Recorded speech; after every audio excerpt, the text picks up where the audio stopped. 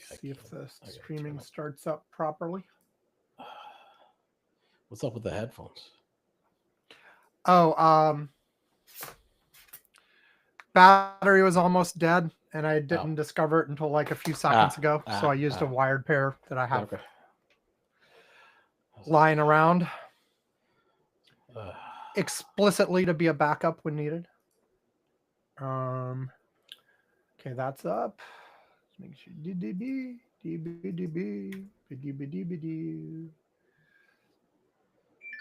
Okay, and then thisify. Boom. Okie doke. Shall we just jump in as usual? You sound awesome. Okay, here we go.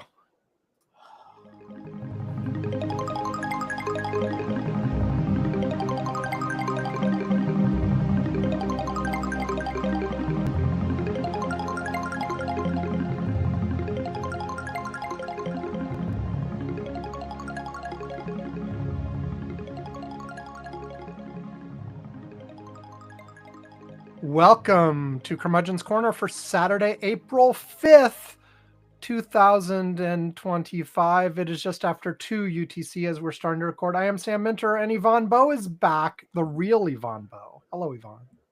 Hi. Has anything happened while I've been gone?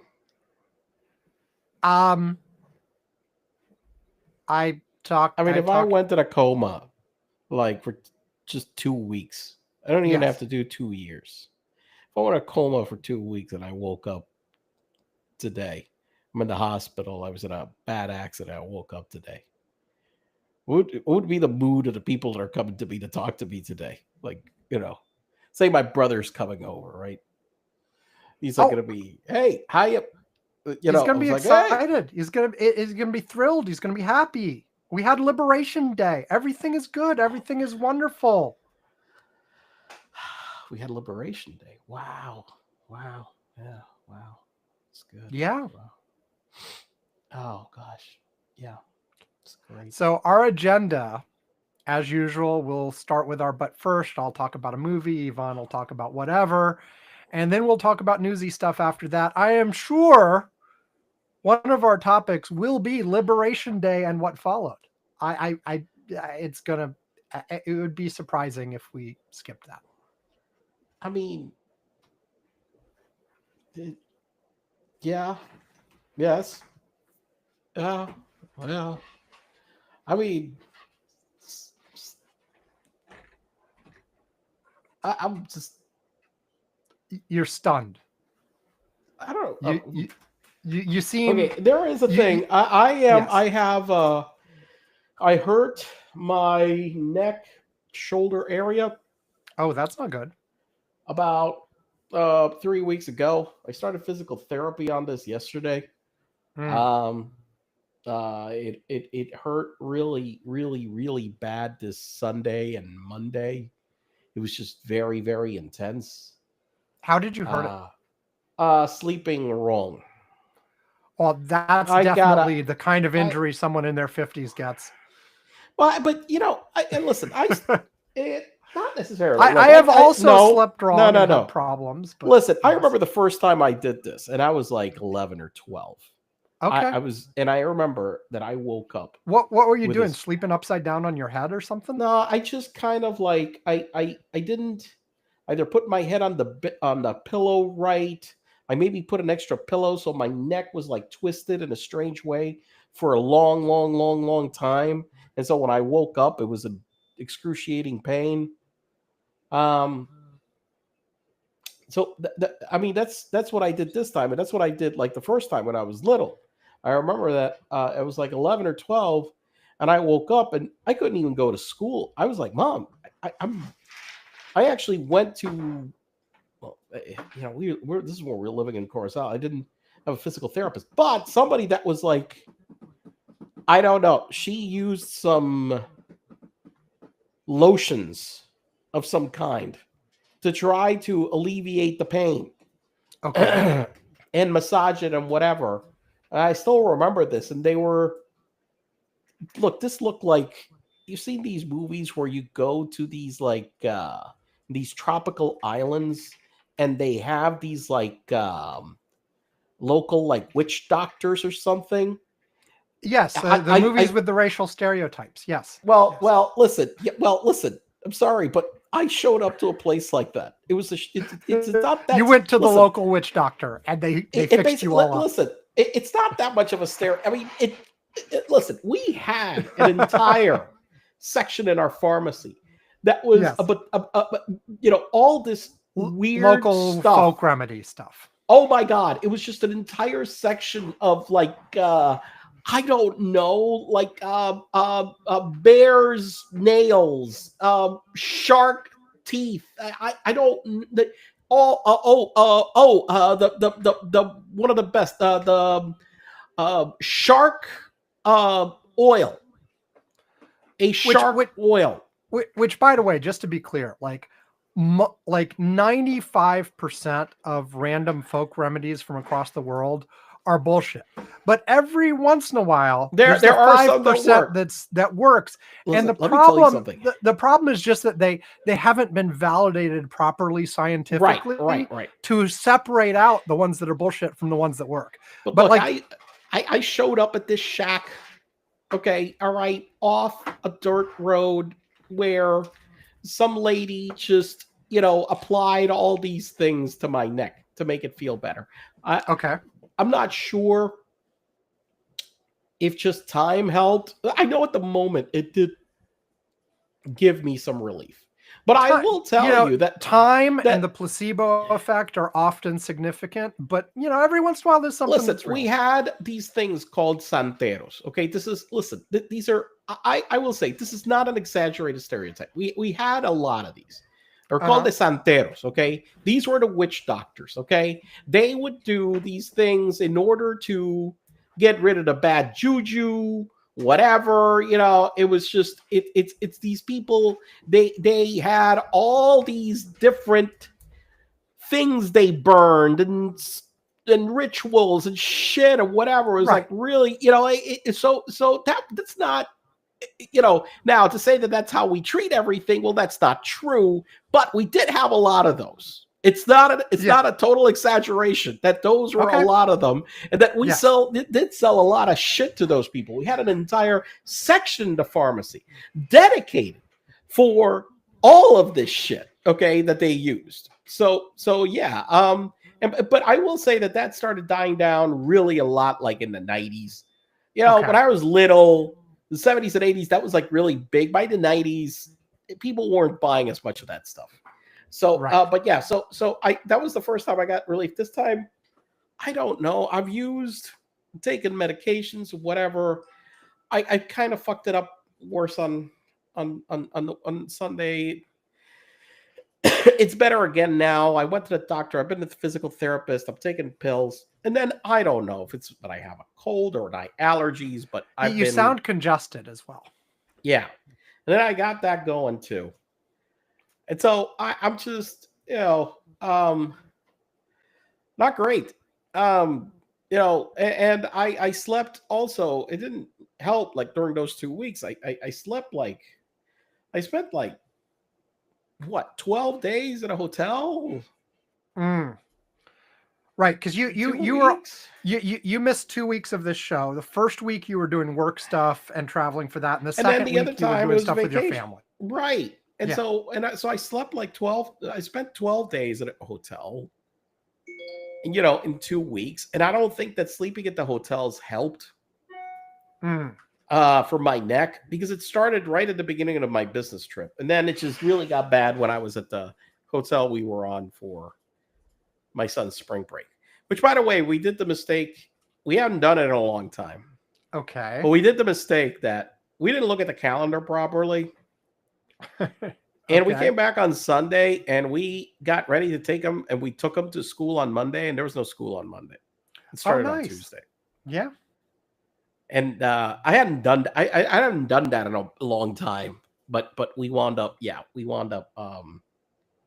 waking him up. He was like, whatever. No, come on, we gotta go, whatever. We gotta, you know, and we get him to school, and there's no school. That's fun. Very fun. I mean, I'm gonna say, well, I've only done that like a couple of times. I don't understand. Listen, I don't understand this thing. Why the hell do you have a whole week of spring break and then you don't come back on Monday? What the fuck does that? What the fuck is that shit? Breaks should always line up with weeks, right? Yeah, I mean, if you're gonna go spring break week, what the hell is it that Monday? There's you come back and there's nothing on Monday. Doesn't make any sense. Yeah, I think that's fairly common here too. Like after breaks, they start on Tuesdays. Well, we didn't. I mean, I guess I'm happy if that's an extra day, right? Like if I'm the well, yeah, sure. I mean, but we went through the whole rigmarole and getting up and doing it. I mean, I wasn't going to stay an extra day. I mean, even I was like, I had tried to get the 6 days of hotel, and that was like I was going to use whatever the hell the points I got.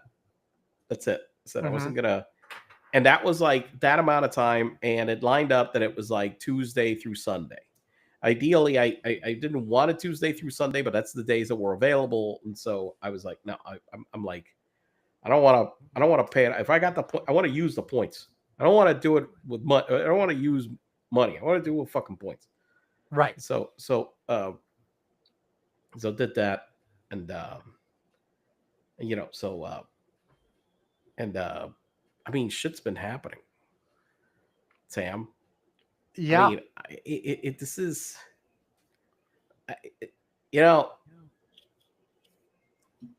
one of the things about what's going on, like right now.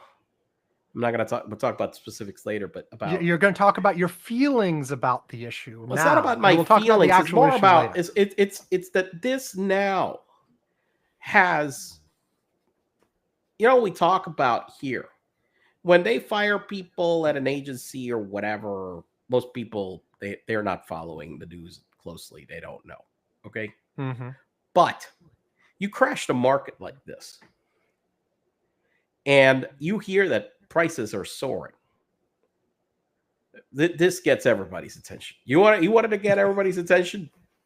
Well, you fucking got it now, because nobody can talk about anything else other than this. Now he's completely, yes, he wanted to change the conversation, and that's one that, I mean, it just did this. I think I kept talking all the time. Well, what could cut through the bullshit, right? What could get through?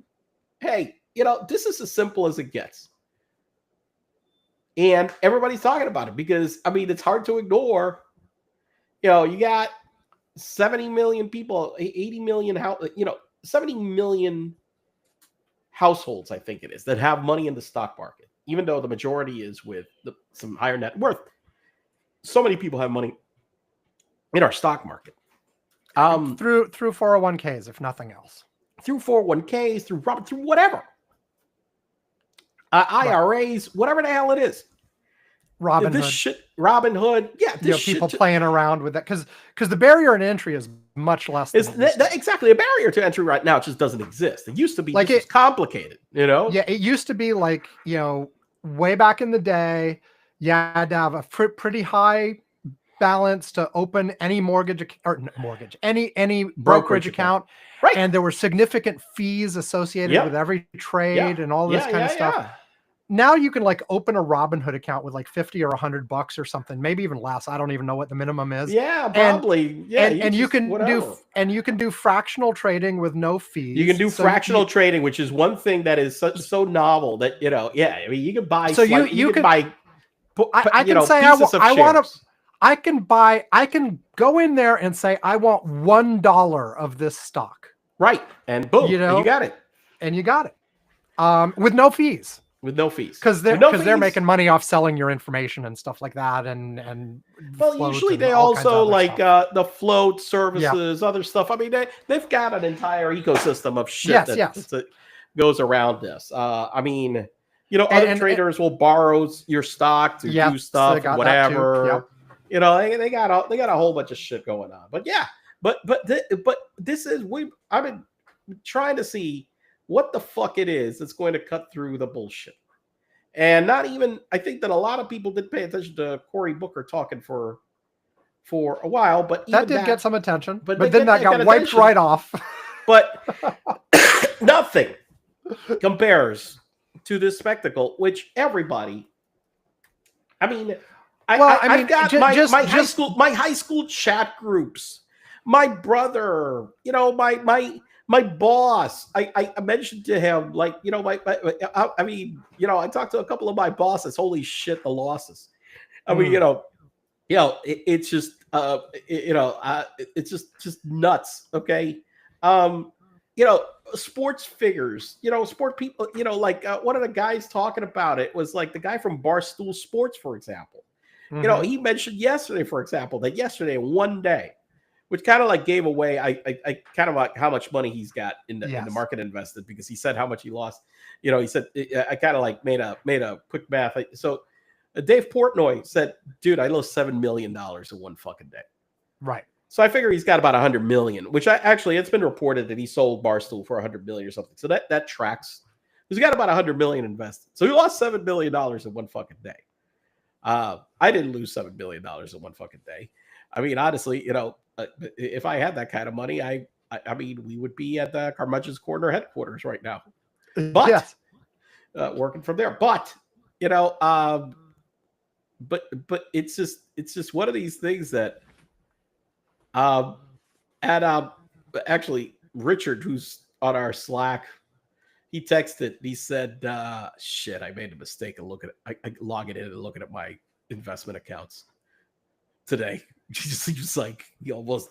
My wife, listen, my wife, okay, who doesn't pay attention. All of a sudden, I hear this scream from the other side because, you know, one of the accounts has a lot of money in her name, so she logged into it. She said, "I lost how much fucking money today?"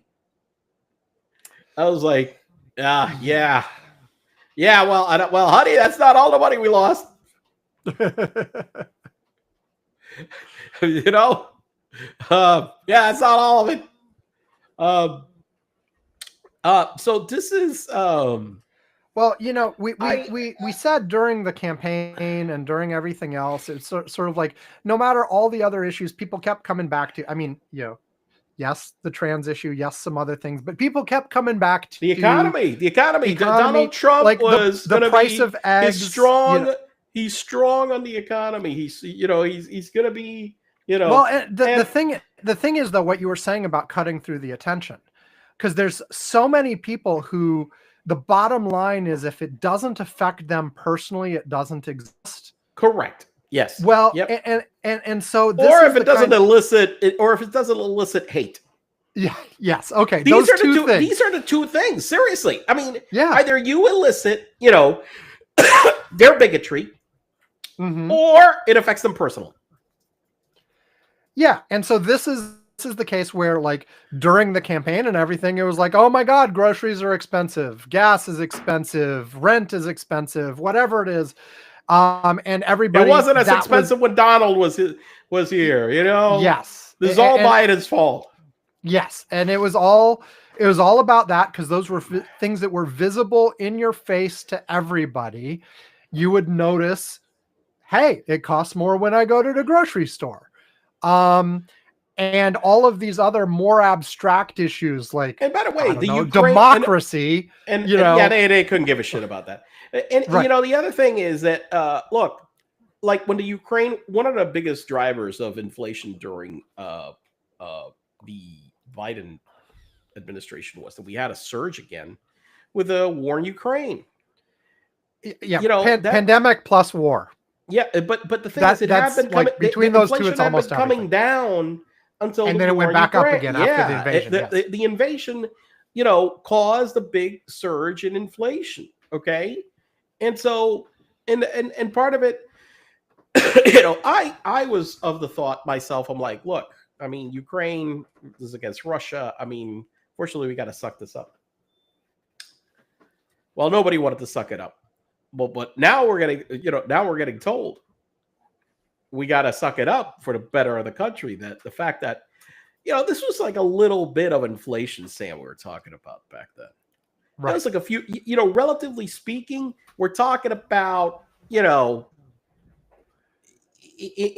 the grand scheme of things, it was like 5%, 10% here. You had most items were something like that, whatever. Okay, it happened over a couple of years. We're talking, we're talking crazy shit numbers right now. We're talking insanity. So this,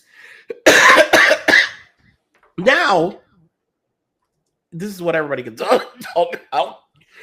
And it's causing me to cough. So, okay, I would like to make a motion in this meeting. Okay. That given how we've started here, let's just continue to dive right into this topic. I will skip my movie. We will talk about my movie some other time. Well, I will say that this week is one of those weeks because you've jumped straight from light and frothy but first stuff into a real topic. Well, because it wound up being that this is one of those things that it wound up transcending. I mean, I couldn't talk to anybody about anything other than this. Well, and this is what your main point was, like, when it's this kind of stuff, it affects many people directly. Yeah. Like, we got the stock market crash affecting lots of people's 401ks and stuff. And on the tariffs themselves, maybe people aren't seeing the prices yet, but everybody's talking about how the prices are going to go up any moment now because of this. Listen, you go to, like, I copied and pasted this on one of the websites where I went, like, I want to see what car dealers were doing about this. Okay. And I went to a website and they already, it had, hey, the cars in stock right now will not be affected by the tariff. I mean, this is all right. I mean, this is what I'm talking about. It's permeating every fucking discussion. Hell, you can't even pre-order Nintendo Switch 2s. Yeah, they were about to go on pre-order, and then Nintendo said, "Listen, we can't put them on sale. We don't know how much we got to charge." Right. Okay. Let's back up. You want to talk about Liberation Day? Yeah, let's, because we started with sort of the effects of it, but let's go back. What actually happened, Yvonne? Like, shall you tell the story or shall I? Listen, we knew for months, ever since Trump had come in, he had first started with these saber rattling of tariffs to different countries. He had imposed tariffs on Canada and Mexico, then backed away from those at the last minute. And then, we had some shit with Colombia where he backed away on those at the last minute. Then he had imposed some on China. And those stayed.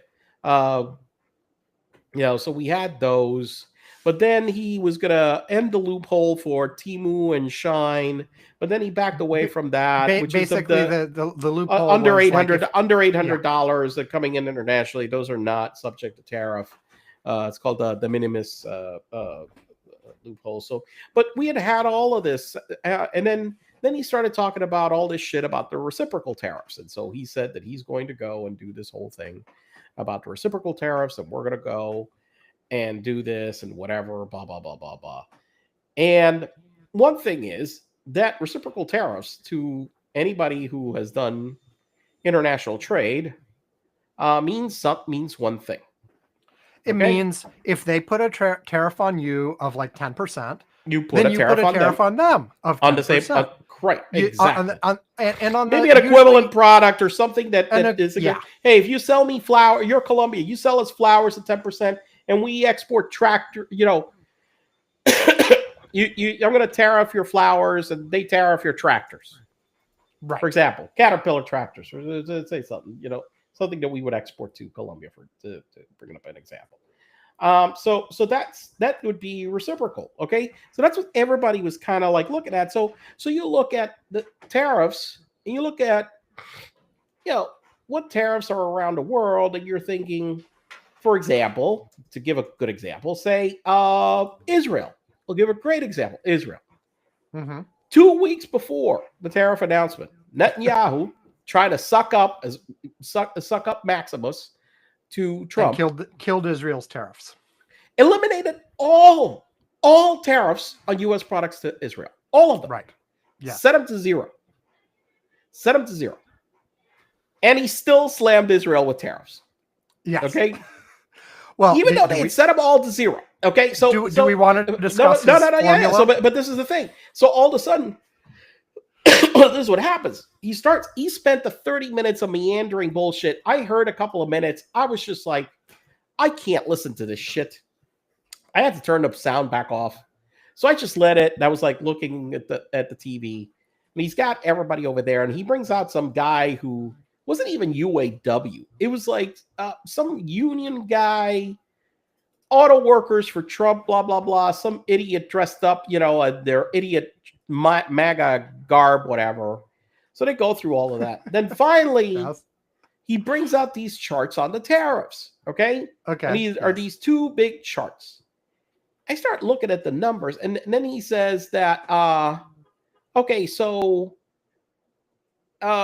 Switzerland has us at a 67% tariff. And I'm like, Switzerland has a 67% tariff on the U.S.? I'm like, what the fuck is he talking about? Yeah, I'm like, Switzerland has actually almost no tariffs. Mm-hmm. So I'm looking at this, and I'm like, and then he had a list of countries, boom, one after the other. Vietnam, like huge tariffs also. And I'm like, Madagascar, China, Japan.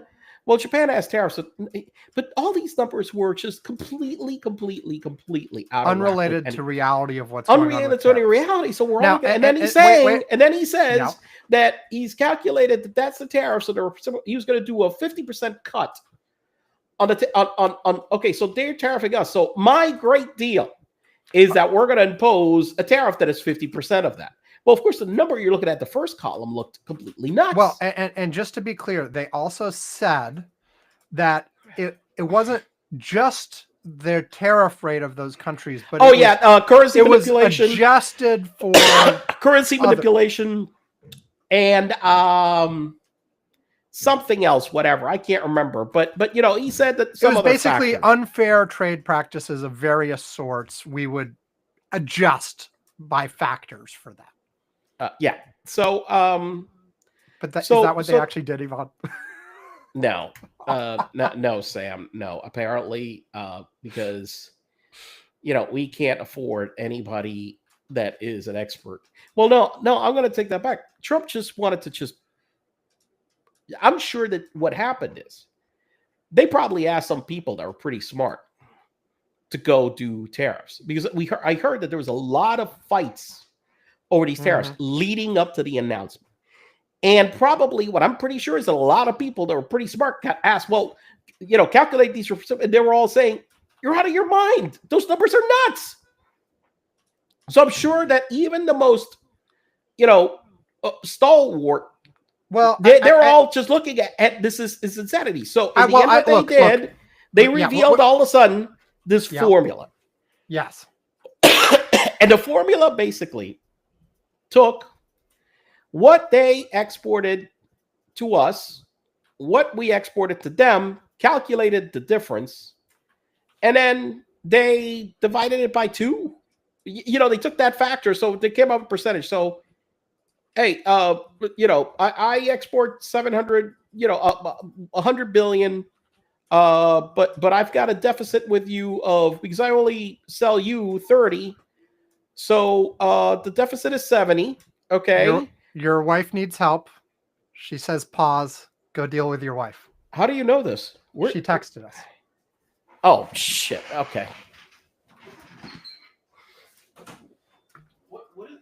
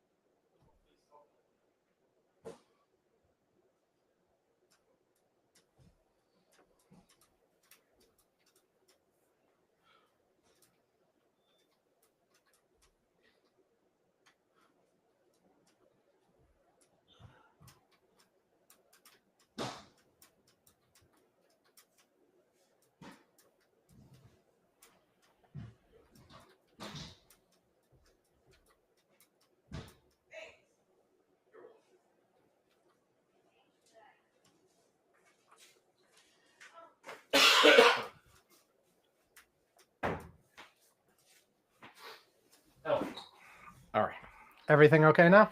Yeah. Okay. Everything okay? Okay. Yeah. It's nothing really serious. Anyway.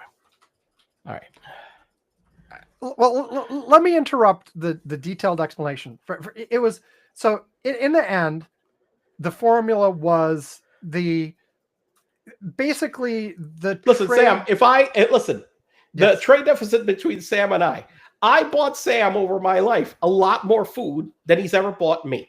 Yes. So since there's a 80-90% gap there, I would tariff anything that Sam was going to give me 90%, but I'm going to be nice, and then I'm going to divide it by 2. I'm going to be 45. Yes. So look, it's what? It's the trade deficit as a percentage of the exports to that country. Correct. Right? Yes. That was how it ended up. Now the formula, which by the way is okay. Let's be clear, which is complete nonsense. Well, wait a second. There's more than that.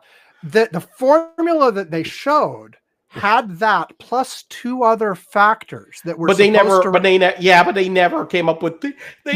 What they did, the 2 factors were set such that when multiplied together, they were 1. Well, then you didn't do anything. And like in theory, those 2 factors could be different for every country in the world, and you could adjust them. Yes, if you like I said, if you wind up with something that equals 1 and it's a divisor, then you divide it by 1. Well, right, but if they actually had calculated those numbers for every country, they wouldn't have multiplied. Okay, Sam, let's be clear about this. Okay, nobody with a brain sat to do this.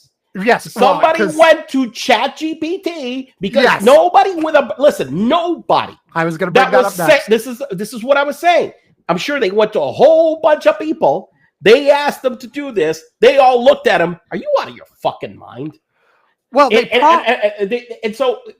probably at some point in the process, some real economists weighed in with some real reciprocal tariffs, and they looked at them, and that's what I said. The numbers were too low. Yes, because Trump's saying, that's too low. So that's what I'm saying. So then they went and they did with this calculation. They asked ChatGPT to do it, and they asked for a list of countries to assess this to. So wait, there are 2 things here. There are 2 things here that are important. One, somebody on the internet did an experiment where they asked every major LLM chatbot model to try to see, to basically say, give me this. Yeah. Give me an easy way to calculate the tariffs I would want to do if I wanted to do reciprocal tariffs across the entire world. And every single one of the models came up with the same wrong answer. Same wrong answer, yes. Yes, this is not an answer that any actual expert in economics or trade or anything else would have come up with. This is a bullshit made up hallucination type answer. But they all came up with the same thing. So we don't know if they went to ChatGPT or Claude or something or one of them, whatever. It was probably Elon's model, like Grok, whatever they call it. Whatever the fuck it's They probably used Elon's. But it doesn't matter. But we know that it had to be an AI answer because no legitimate person would ever have brought up this formula for this purpose. Yep, because it doesn't make sense for this purpose. I mean, that's why everybody who had ever done this was like looking at it, and they were like, "This is nuts."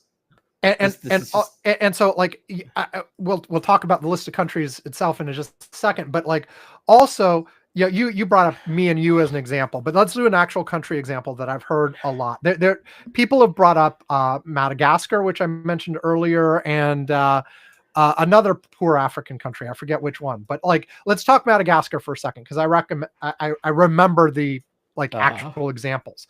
Madagascar's major export is vanilla. Okay. Madagascar produces a lot of vanilla. It's exported all over the world, including the United States, which, by the way, the US does not have a good climate for growing large amounts of vanilla. Or coffee. Or a whole bunch of other things. Or a whole bunch of other things. But specifically in this example, we're talking vanilla. So the US does not make a lot of vanilla, but we buy lots of vanilla from Madagascar. Meanwhile, Madagascar is not exactly a wealthy country.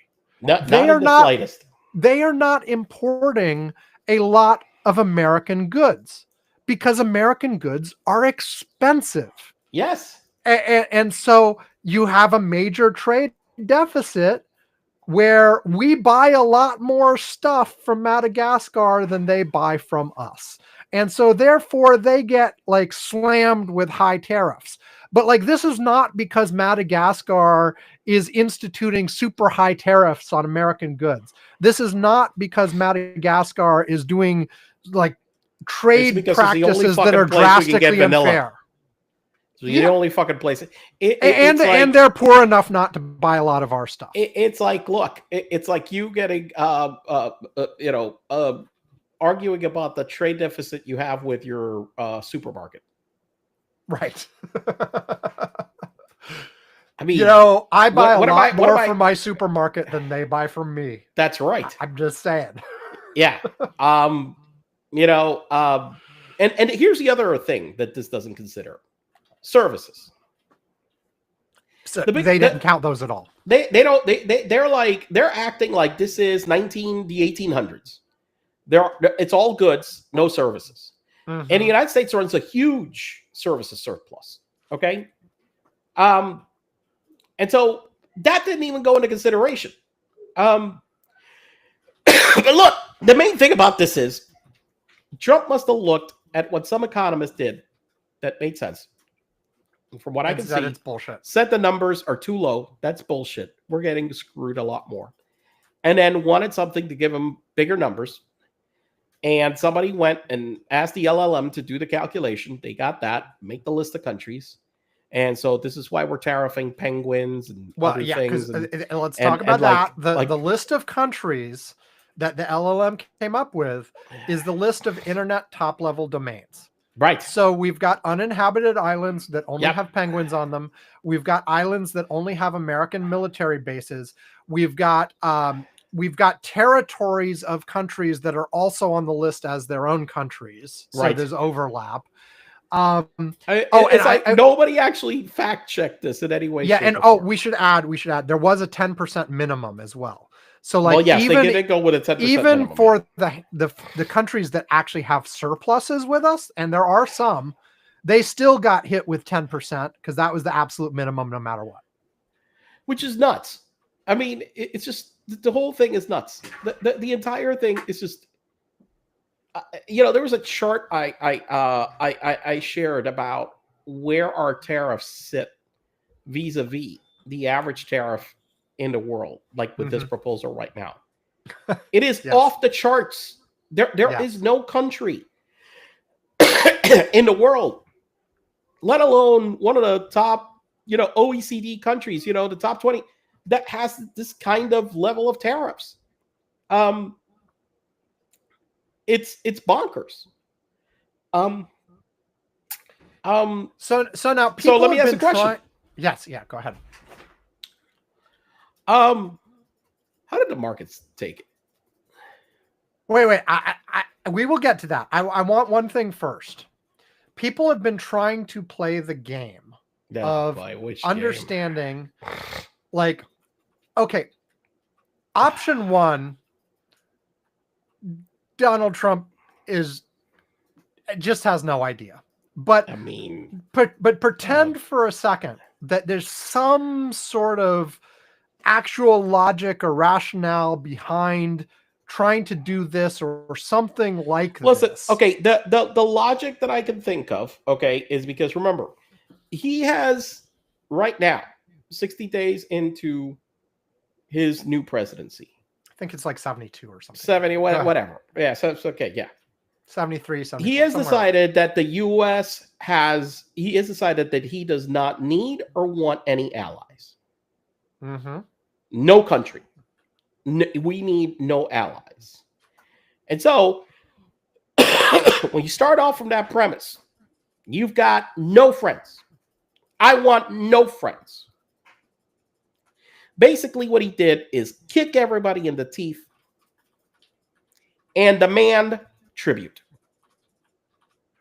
Well, did he? That's what he even? wants. Because there's been some back and forth on whether or not, like, on the one hand, some of his staff were given talking points and went out to the media saying, this is not a negotiation. This is staying no matter what they do. We don't care what they do. Then Donald Trump himself said, we're making deals. But bullshit. Come to us with a good deal. And then he reversed himself again. And just a few hours ago, posted on Truth Social something about how these are permanent no matter what. I do think that he went, but I do think that his main thing is that he's looking for deals. So he's looking for one-on-one, whichever country comes and grovels and offers all kinds of stuff. And if they do, he'll offer them a little bit of a discount on the tariff rate or something like that. He wants to do that. Obviously, like, he likes to think that way. He likes to force things into that transactional mode. But at the same time, they keep also talking about how, hey, look, yes, the goal here is to fundamentally, from the ground up, change the international order. I think, they don't like free trade. They don't want free trade. They want everybody to be insular in their own country. I mean, yeah, hell, they could go a step further and just make importing things illegal. I mean, I don't know how we will live as a country. There are many things that we rely on solely imported. This is the whole problem with this whole damn thing.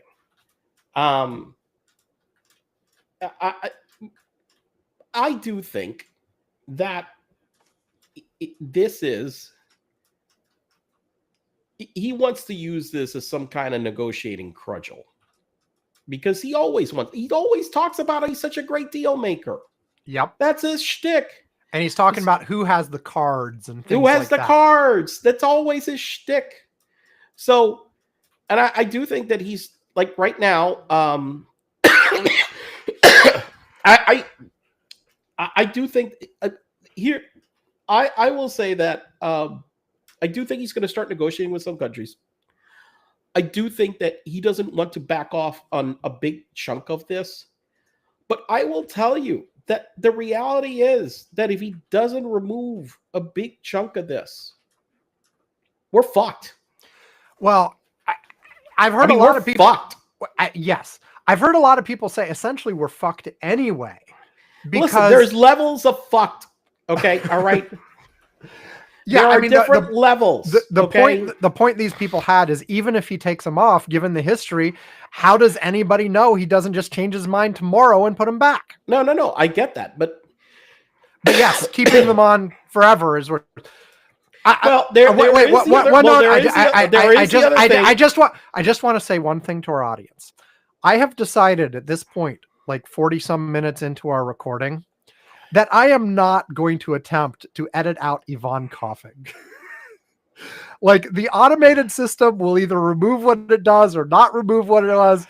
Like, he's coughing on average once a minute. I'm sorry. I'm like, screw it. Whatever. What was I going to do? Let me cancel again for another week. I was at whatever. Now let me go. No, I know. So I'm just saying. So if you've been hearing Yvonne coughing this whole time, I apologize. I just do not have time to deal with that when I edit this time around. If you are not hearing it, thank the wonders of my post-processing, like recognizing that it's a noise and getting rid of it. But either way, it's not me. So, okay, well, go ahead. It's not me removing the coughing, if anything is removed. And if it's there, sorry, Yvonne's sick.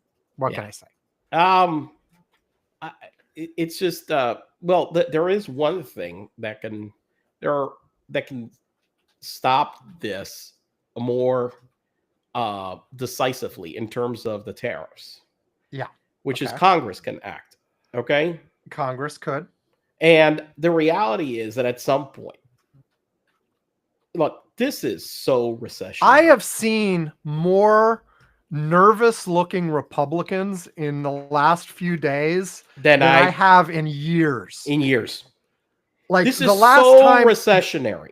The last time even close to this was the Access Hollywood tape in 2016. Like when you had a whole bunch of Republicans go like, oh crap, maybe this isn't going to work. We have to ditch this guy. Now they're not saying that quite that openly right now, but but you see them in the halls where people are asking them the questions and they're running away scared and not answering the question. They don't have any good answers. And there are a handful. There was a bill related to this that passed in the Senate with all the Democrats plus 4 Republicans. Right. And that was before that was before this shit show. They got 4 Republicans. Yes. Okay. And I can see how quickly what the market is happening. I think it's useful. It was Rand Paul. Yep. Mitch McConnell. Yep. And the 2 women. Murkowski and Collins.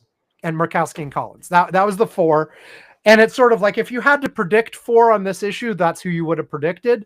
But the fact that you could even do that, like it got to, they actually voted on it and it passed. It's like, whoa, who would, and you see, you see this hesitancy, you see people sort of in panic mode, and you can see, again, this is the kind of thing where, as we started this show, this gets people's attention in a way that nothing else does.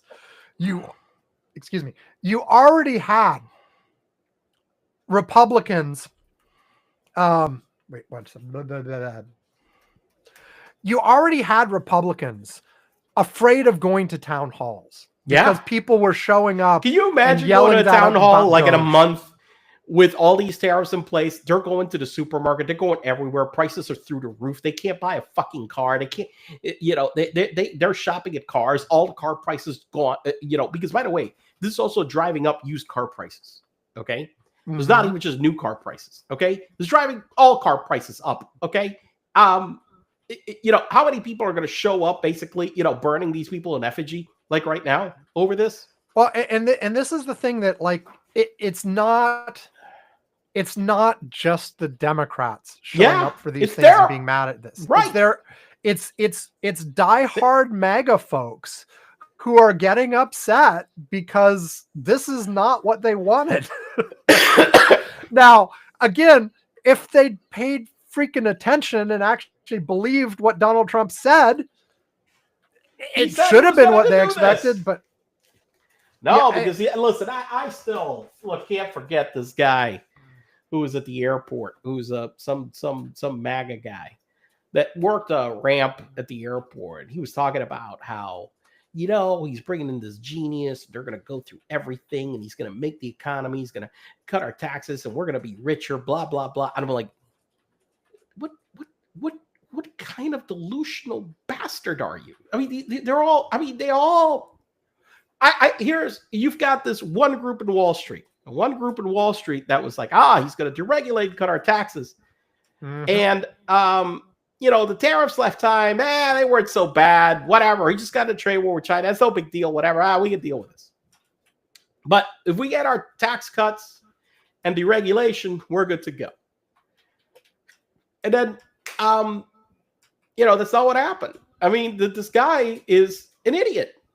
This guy is a fucking idiot. This entire fantasy where he thinks, they're saying that somehow magically, in a year or two, we're going to get all this manufacturing back. No. By the way, it's never all coming back. You can get some, but not a lot. Well, and this is important too. People also point out, I mean, the Biden administration got some manufacturing to come back to the U.S. Well, they were doing it in a way that makes sense. Well, because because it takes time. It takes time, but also the thing that's completely missing that Biden did is like, okay, you also offer incentives for the manufacturing to be done. Right. You because it takes a big investment. It takes a big investment. So you offer commitments and incentives, and you're going to get tax breaks, and we're going to subsidize, and you'll get a loan at a good rate, whatever. And there is no program for that. As a matter of fact, this administration has been killing. Yes, I mean the shit that Biden had done, which was helping to bring some manufacturing back. He's killing that shit. I mean, that was a big part of both of those two big initiatives, the Inflation Reduction Act and the CHIPS Act. Right. Both had significant components about encouraging manufacturing in the United States. And a lot of plants had been being built, and shit was moving and happening. And now, a lot of the Republicans didn't like it because a lot of it was tied to like clean energy stuff instead of fossil fuels. But they're bringing fucking jobs. Well, here's the thing. What the fuck are we going to bring back? Making t-shirts? Is that what we're going to fucking bring back? What? Are we going to pay $100 per t-shirt now? They want to bring everything back, Yvonne. Everything. I mean, what are we doing? Well, and that's key to this too, and why it ties to inflation as well, is because, like even if you brought the stuff back, it's going to be a lot more expensive. Listen, manufacturing employment in the United States had dropped steadily since the 1960s. Okay. This isn't the new thing, and it started flattening out somewhat, but it had been going down. One part of the reason is it's not because automation. Okay, you don't need that many people to manufacture a whole bunch of stuff like we used to. Okay, it's like even if you bring back the manufacturing, it doesn't mean bringing back all the jobs. Right. Same thing was with I hear people grieving for the small farm towns. Well, here's the problem too. Farming doesn't require as many people as it used to either. We have more farming output than we've ever had, with a lot less people working the farms, and a lot of those people moved to cities. So that's why the small towns died, because people decided that they didn't want to live in the out in farm country. They preferred to live in a city, because that's where there were jobs, because we didn't need that many people to farm, because technology changed. And so, technology changed. But Yvonne, it's like you used to bring back coal. Yvonne, steel is coming back to Pittsburgh any day now. You know what? That steel output has been flat in the U.S. for the last 30, 40 years. But employment is down like a ton. Okay? Again, technology, same shit, whatever. And people keep forgetting. It's just the whole damn thing. Oh, they're taking advantage of us or whatever. We were much better after in the 1950s and 60s in terms of manufacturing employment. Yes. You know why? Because Japan was decimated. The UK was decimated. Europe was decimated. All their fucking factories are fucking flattened by fucking wars. Okay? Yes. China didn't exist. It was communist. Russia, too. None of those existed. None of it. We, the United States, benefited outlandishly from the absence of that infrastructure post-World War II. That is how all of a sudden we became so dominant. But the reality is that those countries couldn't stay down like that for the rest of their life. What? Korea was going to stay poor? Japan as well? China? What? I mean, this is part of the economic development of the world. And the reality is, yes, it had an impact in the U.S., but at the same time, the problem in the United States hasn't been that during that time there hasn't been economic growth and there hasn't been jobs, because a lot of jobs have been generated over that time. The jobs are different. But the reality is that a lot of people without the skill sets that this new economy needed, well, they didn't. The Republicans, especially, the Republicans didn't give a shit about helping any of these people. Okay, let's be clear about this. I mean, Reagan couldn't give two flying fucks about these people. He fired. It's like the air traffic controllers, like he fired them, for example, and like all these people mourning in America, blah blah blah. Look, the 1980s was one of the worst eras for unionized employees in America. Factories kept shutting down one after the other. And it's not like, I mean, you had that documentary by, what's his name, Roger and Me, for example. The suffering of all the GM employees and the downsizing of GM and factories and how work was going. And the reality is that the GOP didn't give these people anything. What do you got? Tax cuts. You got more fucking tax cuts. Okay? And,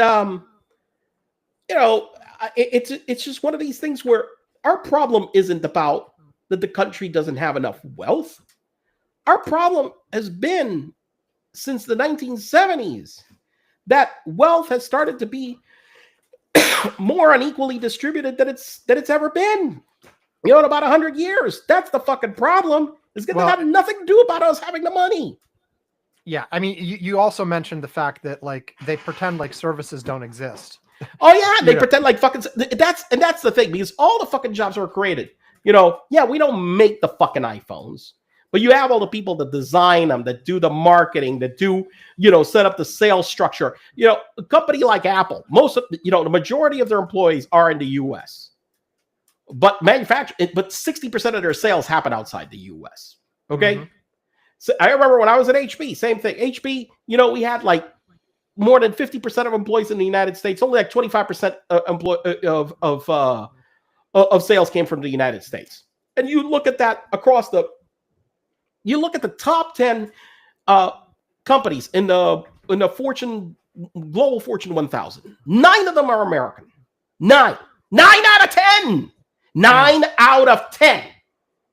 And all of those make so much profit. It's insane. And yes, so we don't get, we look at this merchandise deficit, but fuck, man, the capital, we're taking the fucking capital from everybody in the fucking world. Everybody invests here. That's where they used to. Yeah, I was about to say. Everybody came here to fucking invest and put their damn money and put it in American companies because they were the ones that, and oh, by the way, because putting their money in the U.S. was more secure than being anywhere else. Well, this asshole thinks that all of that is bullshit, that we need to go back to making T-shirts. Yep. And furniture. And pay people $6-7 an hour. Yeah. No machinery. It's all manual. We'll just build a factory with 1,000 fucking people paying $6-7 an hour. Build sweatshops with people working 20 hours a week. That will satisfy people. That will make America great again. What the fuck is wrong with these people? Exactly. With that, why don't we take a break? And by the way, let's pivot. Chat GPT Ivan cannot get angry like that. I noticed. No. Yvonne he GPT... was very, very acquiescing of you. He would go and you would say, he would pick a topic and then it would say, Sam, what do you think about this topic? And then you would say it and then he would very decently just agree with you. Summarize everything you said in a very agreeable tone.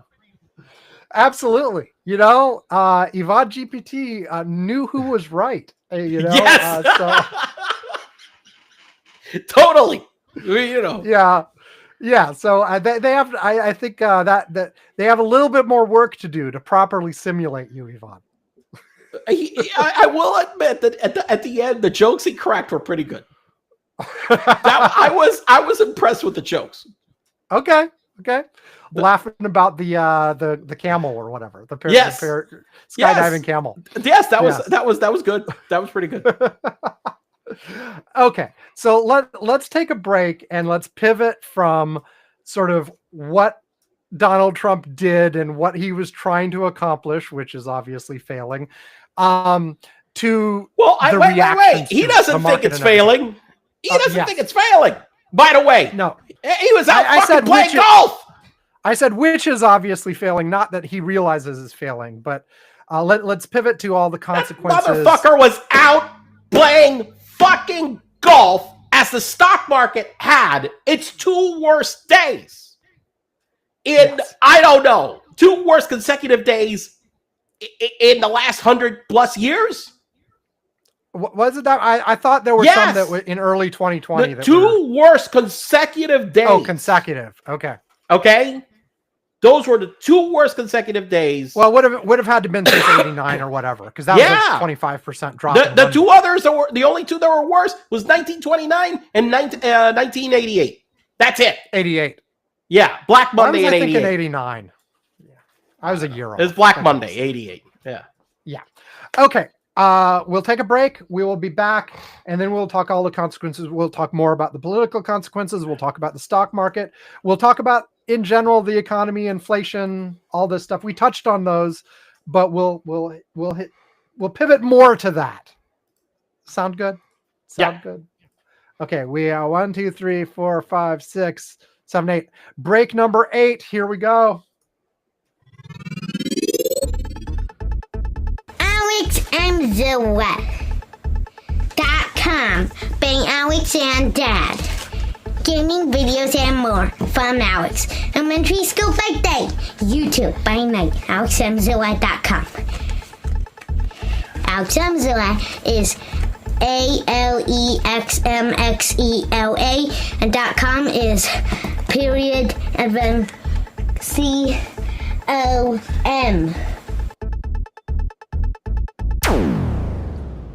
You know, this whole thing. So wait. Wait.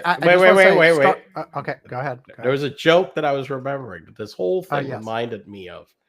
There's this part in Good Morning Vietnam, where in the movie Good Morning Vietnam, Robin Williams gets suspended. For never seen it, by the way. Air. I'm sure it's on my list. I'll add it. Oh, for God's sakes! Well, there is a scene where Robin Williams gets suspended from the radio station. His boss, goes and takes over his show. Now, his show was hilarious, comedic.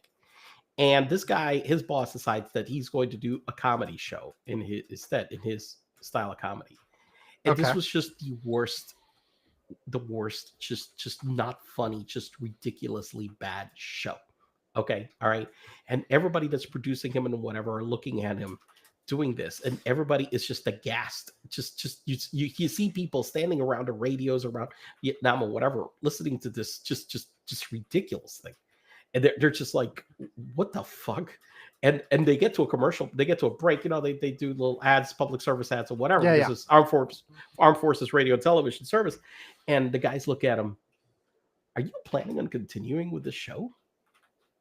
And that's what I'm expecting. Isn't somebody at some point, going to show up in the truck, at the Oval Office, and as the stock market will drop again on Monday, probably, unfortunately. Okay, all right. I'm going to wind up with a fucking ulcer at this rate. Okay, and I'm like, they're gonna have that on there, and I'm like, are we going to just keep doing this until we just crash into the ground? Is that your plan? Yeah. So the one thing I was going to say, because the break was about a video channel, was that the one immediate consequence that has been reported of the tariffs is that apparently China was about to make the deal on TikTok, but then the tariffs came off. Yeah, they backed out of the deal, and Trump extended it another 75 days, even though he's got no legal right to do so. And so, the tariffs saved TikTok, sort of, kind of. Well, I don't, but not really. They saved it, but not. I mean, I don't know if they were going to make a deal. I mean, they were going to make a deal, and then they didn't make a deal. But then they were going to make a deal. It's not like it wasn't going to die. And of course, Donald Trump was saying that they were about to make a deal. Doesn't really mean they were. Right. But anyway, no. So let's. You started with the market reaction. The market obviously is tanked. As you said, the worst 2 consecutive days in like forever. So what are we seeing with let's answer the question that you just said. How long can this continue? Like, if Donald Trump doubles down and says, no, I did fucking mean it. Yes, it's going to be painful, but all of these tariffs stay. Even if the countries come and grovel, it doesn't matter. They all stay. I'm not negotiating. This isn't part of making a deal. I just think this is the way the world should be, and leaves it this way. How does that play out?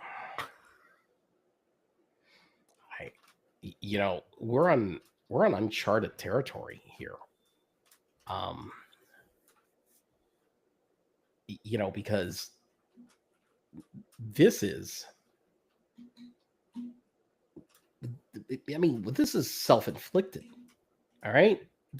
Yes. We've had other times when I still remember, like during the 2008, right, where the stock market would accelerate down because basically the policy prescriptions that they were saying just weren't going to do anything.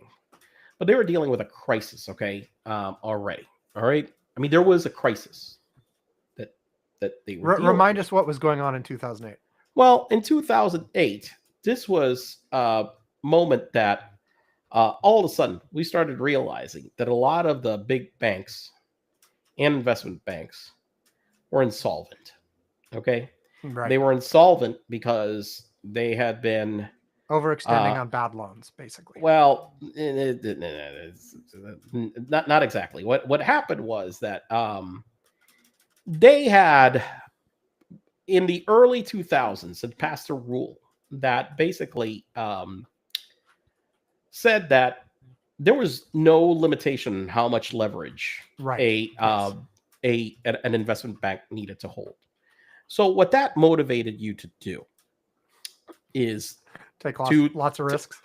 Well, it's not just take lots of risk. It was like almost like, you're, instead of like, say, you buy a house. Most of these were on collateralized mortgage bonds. Okay. They were doing the CMBS. These were packaged bonds that packaged mortgages.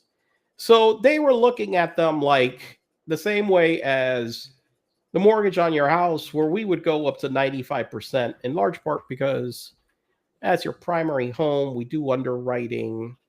We're pretty confident most people don't walk away from their primary home. But back then, we were writing, a lot of it were writing shit. And they were saying that all of these were AAA rated. So, okay, they're AAA rated. So I could write as many of these as I want. And because of that, I can borrow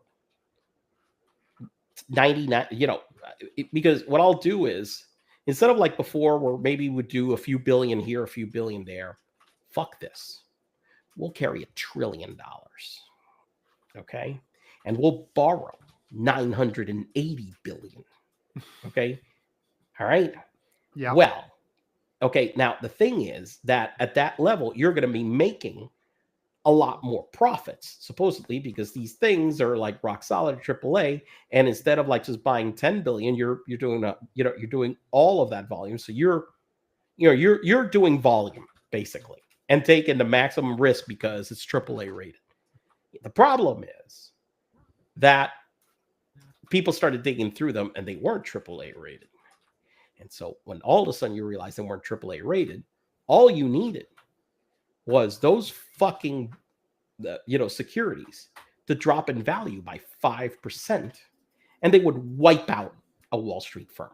The losses would be so large that they did not have sufficient equity to cover them. Right. And so that was happening repeatedly, over and over. We had and then you had the other thing was that some were selling these default swaps. Okay, basically it was like insurance. You sold insurance on the default, and well, it's all AAA rated. We'll never have to pay out on these, so we'll sell 100 billion of this shit, and the notional value behind it is a couple of trillion. Okay, well, guess what? They started going bad, so they started calling these. And so all of a sudden, AIG also got AIG, GE had some of these on their books. I mean, so many of the banks. So bottom line, I want to get us back. There bottom line is that this was a real crisis because you had a significant number of the banking and financial institutions that were there, with basically that their equity was going to be completely wiped out. They would be completely insolvent. Okay. And that's what started precipitating the crisis, because all of a sudden people started hitting the exits to try to sell this shit. And when you started hitting the exits, well, guess what? You think everybody wanted to buy those at 100 cents on the dollar? No. What started happening? They started getting quotes. 90 cents, 80 cents, 70 cents, 60 cents, 50 cents. It just bankrupted, all of that. So that's how that crisis started. It was deregulation under the Bush administration that started that. A lot of people blame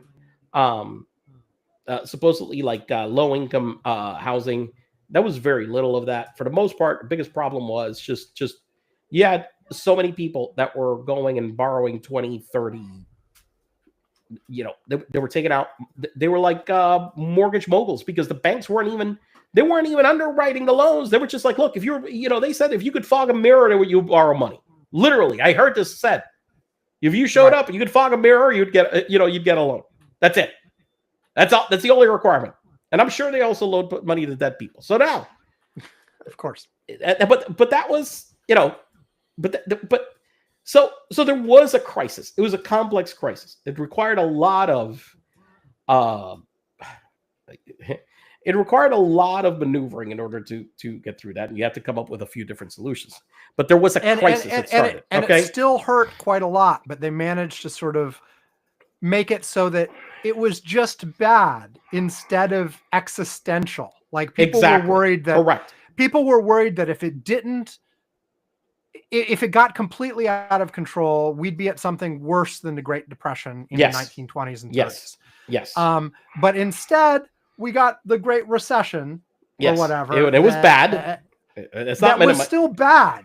Just not as bad as it could have been. Not as bad as it could have been, yes. And that whole tangent was because you were saying, well, that time there was a real crisis. This time we were doing fine. Listen, I had shared the cover of The Economist, October 2024. Yes. The cover said, the U.S. economy, the envy of the world. The envy of the world. Okay? 7 months later, the cover now is that basically, you know what? We just we fucked ourselves. This is the big, Trump did this. Trump 100% without any reason perpetrated this on the American people. Period. There was no reason for this. This bastard, and I was hoping maybe, he would do this. Could have just come in, and just coast. He likes Air Force One, and he was looking at trying to get a new. I know he was looking at the Qatari VIP 7478. He's getting pissed off. He wants to be on the 7478. He wants to make it more golden and whatever. I figured he'd be out playing golf and just doing this shit. No. Let's on purpose start a major crisis for no good reason whatsoever.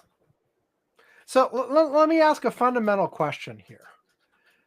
Do you think, and it's hard to even try to get inside this guy's head, but do you think in his head, he really and truly believes the tariffs will have an overwhelmingly good effect, even if he thinks he's smarter than everybody else? Yes.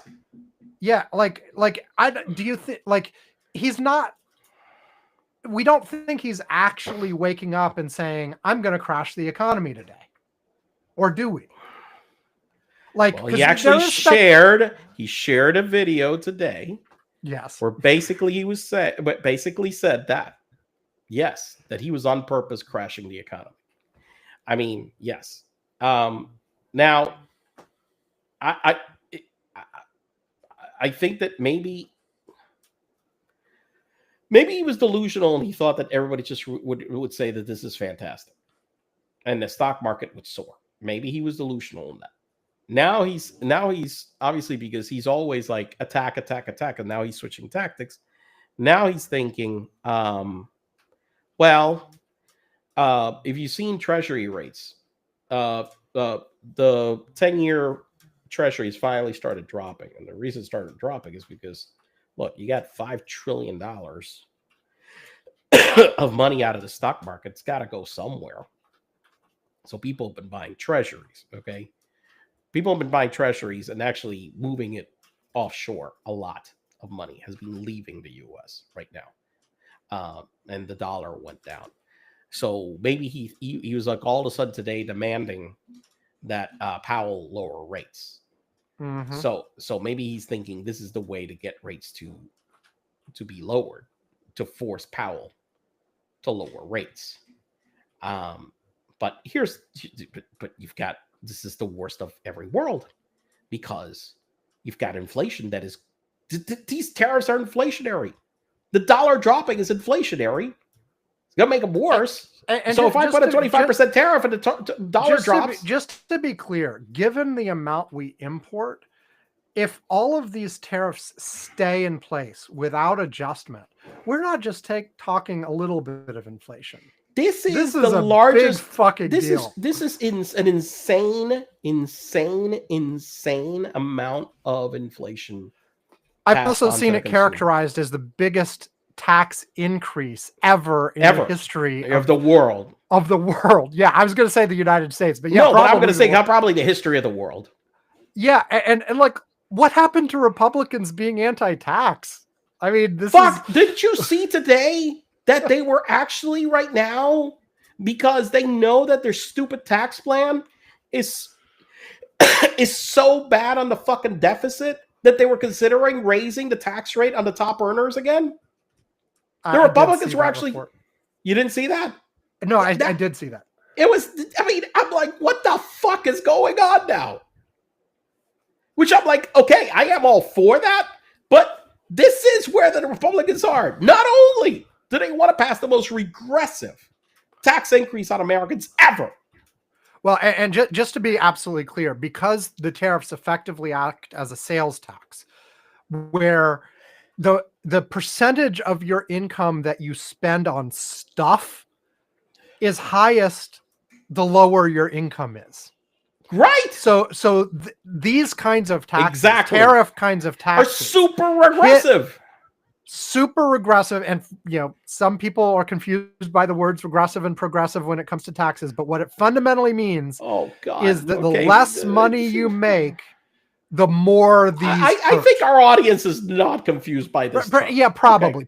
Okay. All right. And then the so your Elons of the world. I don't have Lauren Boebert listening to this, asking whether we, you what the hell do you confirm or negate?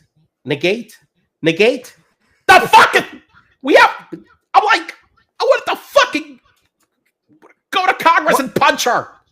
Which person was that again? Boebert. Yeah. Okay. Yeah. So yeah, like biggest tax increase ever under a Republican president, and now like. Yeah, they're worst stock market ever by any president being handed. Listen, there has been no president ever handed an economy like this that has managed to ever tank it like this. Ever. I was looking at comparing to Herbert Hoover from the crash in 2029. Just to see, because I was like, well, how's Donald doing relative to him? And actually, for like the first 6 months of the Herbert Hoover presidency, the stock market was not only fine, it was going great. I mean, it was a bubble, and that's what popped. Oh, that's what popped. But yeah, he's just come right in and like destruction. But like, and a few weeks back, maybe a month or two back, I asked you, like, because some people were speculating that of course they want to, tank the economy, tank the stock market, etc., because the oligarch class, the Elon Musks and all, and what the problem is with that bullshit argument? Wait, let me just say it, and then you can react to it again, because last time you said that's plausible, but basically the idea was that everything gets cheap. They're rich enough so that they can survive no problem and buy everything up at pennies on the dollar for when the recovery happens. Well, let me tell you something. Okay. All right. There's a chart today that went and like crystallized this, showing the top 10 billionaires and how they've fared so far this year. Okay. Yes. A number of these have been like either pro-Trump, like Elon Musk, or cozying or trying to ingratiate themselves with them. All except one. And that guy is the only guy that's made money. And the guy that actually basically called out and said that this guy is a fucking moron, a fraud, and that nobody should vote for him. And that was Warren Buffett. Right. And my whole point about this argument that those guys that say that are never that smart to go and like do that, because they think that everybody else is the sucker, and I'm not going to lose. But you know what? It's like Elon Musk and what he's been doing with Tesla. Okay, listen, that finally, it's looking like that horse is breaking. That thing is going to go so much down because, yep, he decided that I'm the smartest guy, and I just, hey, what do I care about me going out there and being political and basically destroying my brand to everybody that really buys my fucking cars? And he's now he's going into a world of pain. So I none of those people that say that are ever prepared enough to have the money to do that. The vast majority of the time, it's very rare. Two guys that I've seen that are very good at it is Warren Buffett, but Warren Buffett was actually advocating actively for not to get this clown to be president because he thought it was going to be terrible for everybody. But he went very actively on the defense, and he decided, I'm like, well, I'm going to hold the most cash ever because we've said before, Donald Trump is solely motivated by personal benefit to himself. What do we think the personal benefit to himself is out of these actions? Or is he really just so obsessed of like the tariffs of the late 1800s and early 1900s were awesome and that's what we want? Look, right now, he is in a position of that I'm sure that he feels of unchallenged power. And I think that to him is more important than anything else. The second thing is that, look, he's got to be making money off of this shit somehow. I mean, we've said before, we've said before, if nothing else, insider trading on the advanced knowledge that you're going to do. Oh, fuck yeah. I mean, Jesus. Come on. And look, he was down here as the markets are imploding. He came down yesterday, flew down to Miami to go to that fucking golf tournament at his place that the Saudis are paying him off for. Listen, the money gravy train of money coming into him for X, Y, and Z has got to be right now at full tilt. How many memberships, how many expenses, how many phantom hotel rooms, how many every fucking way that they can line his pockets is happening as we speak. Yeah. So right now, to him, in terms of him and money, he is not a guy that's made money on being invested in the stock market. He is a guy that has made his money. Well, what the hell? He's never made any money. What am I talking about? The only way that he made his money was on his name. Yes. And that's what he's doing right now. Yes. That's what he's doing right now. This is his best time.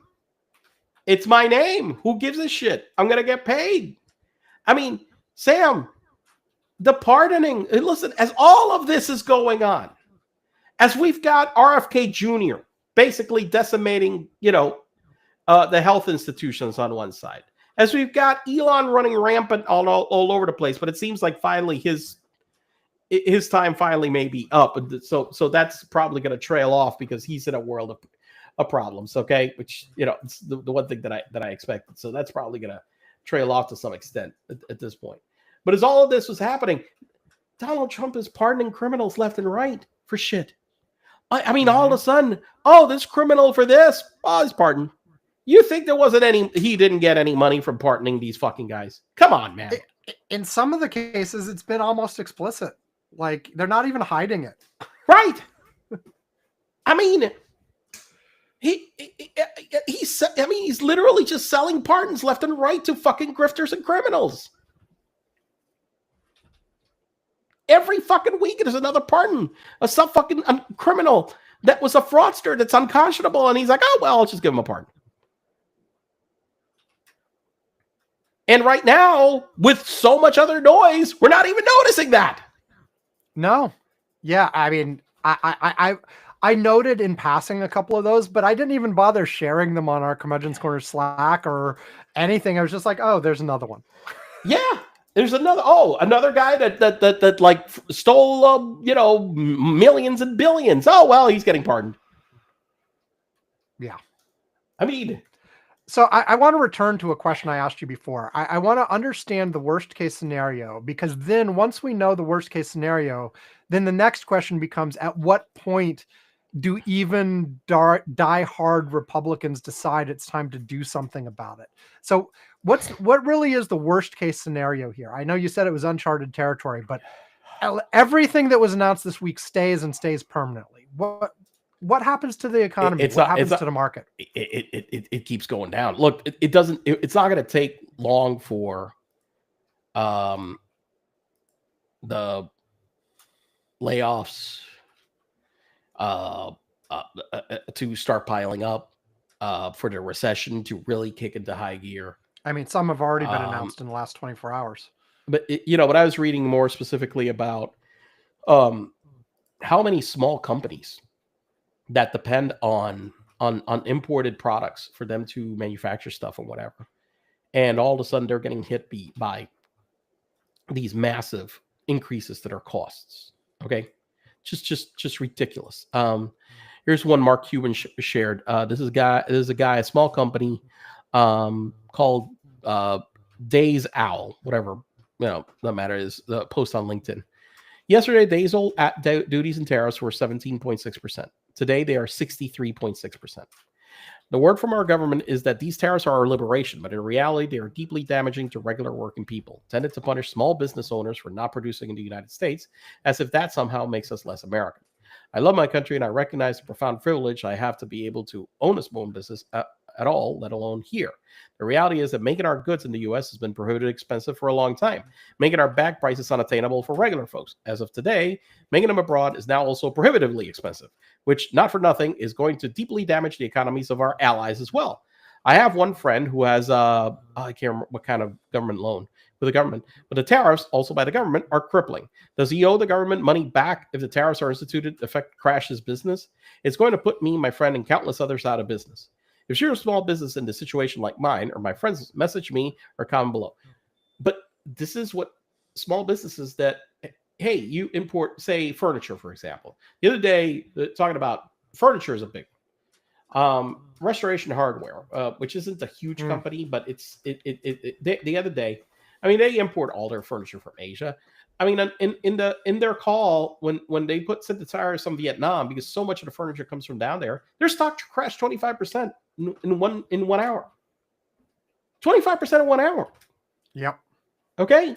The CEO was on the call. He heard about the tariffs. He was trying to do an earnings call. One of those things where you schedule an earnings call. I'm sure he probably wanted to find out what was going on, but you scheduled this so far in advance, you can't really do much about it. He was on the call, and they asked him, and he was like, the guy almost just choked on the phone. I mean, he was just like, shit. He literally said, oh, shit. He literally said, oh, shit. Yeah. He literally said, oh, shit. And a lot of businesses are going to get hit like this. Look, I remember when I was in Kodak a few years back, and he started with this shit with the aluminum tariffs. And it hurt bad. It really hurt. Really, really bad. There was no other place where we could source that aluminum that we needed that wasn't from China. And he put a tariff on it, and we had asked for an exemption, and he refused to grant it. It was a specific type. Just nowhere else. Nobody else had it. Mm-hmm. And, nope. No exceptions. So we're seeing the stock market crash already. Look, let me tell you something. The ones that's getting auto dealers are going to get murdered. Auto dealers are going to get completely obliterated. Okay. Car sales are going to tank like crazy. Okay. There's just no getting around this. Because part, in addition to the national tariffs, there's an additional like 25% on cars specifically. There's a 25% car tariff, but the one thing is that, and it's difficult to avoid because remember, cars, even if they're assembled are built in the US, everywhere. Yeah, exactly. The parts are from everywhere. And usually like things are assembled in units and then brought together and blah, blah, blah. So there is no such thing, maybe except some ultra luxury like custom car stuff. No, there's no such thing as a car that's made in a single country. There's none of them. Hell, totally the opposite of those ultra luxury custom cars. Because hey, where are you going to get the You're not going to make specific electronics for them or a transmission or shit like that. You'll make the engine and a whole bunch of the seats and that kind of stuff. But those components, you gotta source them from somewhere. The only car that is truly made in only one country is if I like go cut trees in my yard and make one out of wood myself. Basically, yes. The biggest problem with this entire fucking thing is how Trump is so dumb that, as I mentioned before, that the United States has been the number one beneficiary from this global trade that he is trying to append now. This country has been the number one beneficiary. And the issue with blue collar workers that have been hit by free trade and globalization has to do more with the fact that even though our wealth has been increasing, we didn't address how to make those people whole because the country as a whole was benefiting a lot. Right. And instead of doing something where we actually intentionally redistributed wealth and help out the people who were hurt and blah, blah, blah. Instead of that, we're just like, no. Right. You guys are screwed. You guys are lazy idiots. Fuck you. Yeah, you're damn. And now his fix is to try to bring those jobs, which, by the way, technology and a whole bunch of shit has made of that. They're not. You can't really bring them back. And again, it keeps bringing up the question, like, is he really dumb, or is this on purpose? Is this what he's trying to do? And as you said, he posted something today saying, "Yeah, it's what I'm trying to do." Now it was a repost of a video by somebody else. You guys know how that worked. But anyway, look, I found this. I wanted to see. I bought a couple of years ago a Volvo S60. And the final assembly for this car was in South Carolina because Volvo put a plant in the United States for final assembly. Right. But car finished in the U.S. U.S. Canadian parts content, 10%. Major sources of foreign parts content: Belgium, 20%. Sweden, 15%. Country of origin engine parts: Sweden. Transmission parts: Japan. This is a car that was built in the U.S. Right. Okay. And basically the U.S. Canadian parts content, 10%. So let me ask you the question I was starting to ask a little while ago. We keep going in different directions, but the stock market is crashing immediately. How long before I, as a normal consumer going about my daily business, not a big purchase like a car, but going about my daily business, how long before I notice, oh shit, this costs more than it did a few weeks ago? It's going to be the next 30 days. It's not going to take that long. It's going to be the next 30 days. Assuming everything stays in place. Yes. It's going to be the next 30 days. It doesn't take that long. I mean, yeah, no, it's not going to take that long. And like, just to size it, like compared to the inflation that everybody complained about during COVID, size-wise, this is more or less. This is going how to much be more? This is going to be big, and this is going to be noticeable. It's going to be noticeable right away. You're going to be going, and then all of a sudden, because the one thing is that we had certain items that would go up in price and not others or whatever. You're going to be seeing almost everything going up in price. Just everything. Everything. Everything. Doesn't matter what the fuck you're buying. It's everything. It's really nuts. It's everything. I mean, yeah. So what do we think? Like that whole scenario is based on the assumption that everything stays in place. What do we think really happens? Do you think there's an amount of pain where Donald Trump backs off on his own? Or do you think there's an amount of pain where, as you said, the Republicans in Congress actually act to constrain him? Because the only reason he's doing, by the way, just to clarify on the law says that Congress determines tariffs generally, but under certain emergency situations, the president can make changes. Correct. And President Trump declared an emergency that, frankly, is somewhat bogus. I forget even what the excuse was. I'm wondering if somebody could just go challenge this in court and get it struck down. I'm sure they can. The question is how, how long the courts take.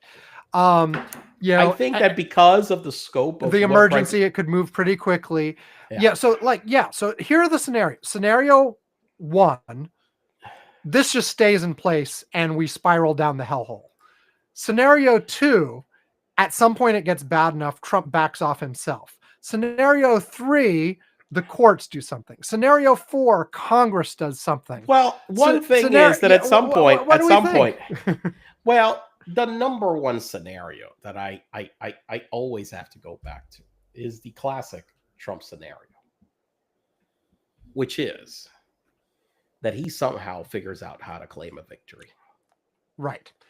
And then just some random country makes some random concession and he's like, oh, beautiful, you're back to normal. Right. And then a whole bunch of other countries do the same thing. It can be a meaningless little gesture that he uses to claim victory. But now, even then, like I guess that's the way out of them. I mean, that's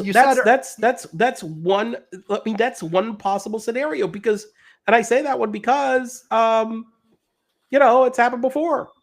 Well, and you said earlier, there's different levels of fucked. That's the way to get out of the immediate level of fuckitude. But even then, you still have the issue that you've just destroyed the confidence in the whole system. It's not like you're going to pop instantly back to where we were. Well, we're going to get tax cuts, and we're going to get deregulation, and we're going to get interest rate. I mean, this ties to he's been destroying foreign policy as well, right? I mean, and we've already had the situation of Europe basically deciding, hell, we have to figure out how to go it alone, assuming that the U.S. isn't on our side. And they haven't gone that. And so essentially you end up with the same situation economically. Every place in the world has to figure out what do they do with a hostile U.S. Listen, here's a reality. We're fucked. Look, I mean, I'm not going to say fucked forever, but I'm going to tell you that right now, this next decade is a disaster. Okay. Look, I wrote this on March 30th. It's the new dark world order that Trump wants. No allies. You just bully everybody. Criminals can pay to wipe their crimes. His cronies will enrich themselves while inflation, unemployment, and poverty rise. He wants the old spheres of influence, back from like the 1800s, early 1900s. Yep. Pax Americana is over. Yeah, it's over. It's over. It's done. It's over. That's the reality that we are in right now, Sam. And by the way, this is true. This is true. Even like Donald Trump resigns tomorrow, and Vance undoes everything Trump did, which he probably wouldn't. But let's say that happened. It does not undo this. I would say that things have changed. Look, Trump dies tomorrow. Okay. I was going with resign, but okay, yes. Trump dies tomorrow. I mean, it limits the damage, Sam. It does limit the damage, but I'm not saying it doesn't. The reason why I'm saying that, Donald Trump, if he's alive, will continue to do more and more damage. What I'm saying is, yes, it limits the damage. If Vance comes in tomorrow and everybody immediately thinks he's a little bit more rational, he undoes some stuff, you undo some of the damage. All I'm saying is you're not undoing all of it. Well, you're not undoing all of it, but there is stuff that it's not coming back like right now. Right. Trump broke certain things for good. I mean, That's this entire thing. I mean, this entire thing in terms of the security relationship that Europe had with the United States is over. I mean, the Europeans can't trust the United States anymore on that. Yeah. No matter who comes in. No matter who comes and what in. they do. Because they can't trust that will remain for whoever's next after that. Exactly. So that's over. And it makes it that it's a much more unstable world in a certain extent.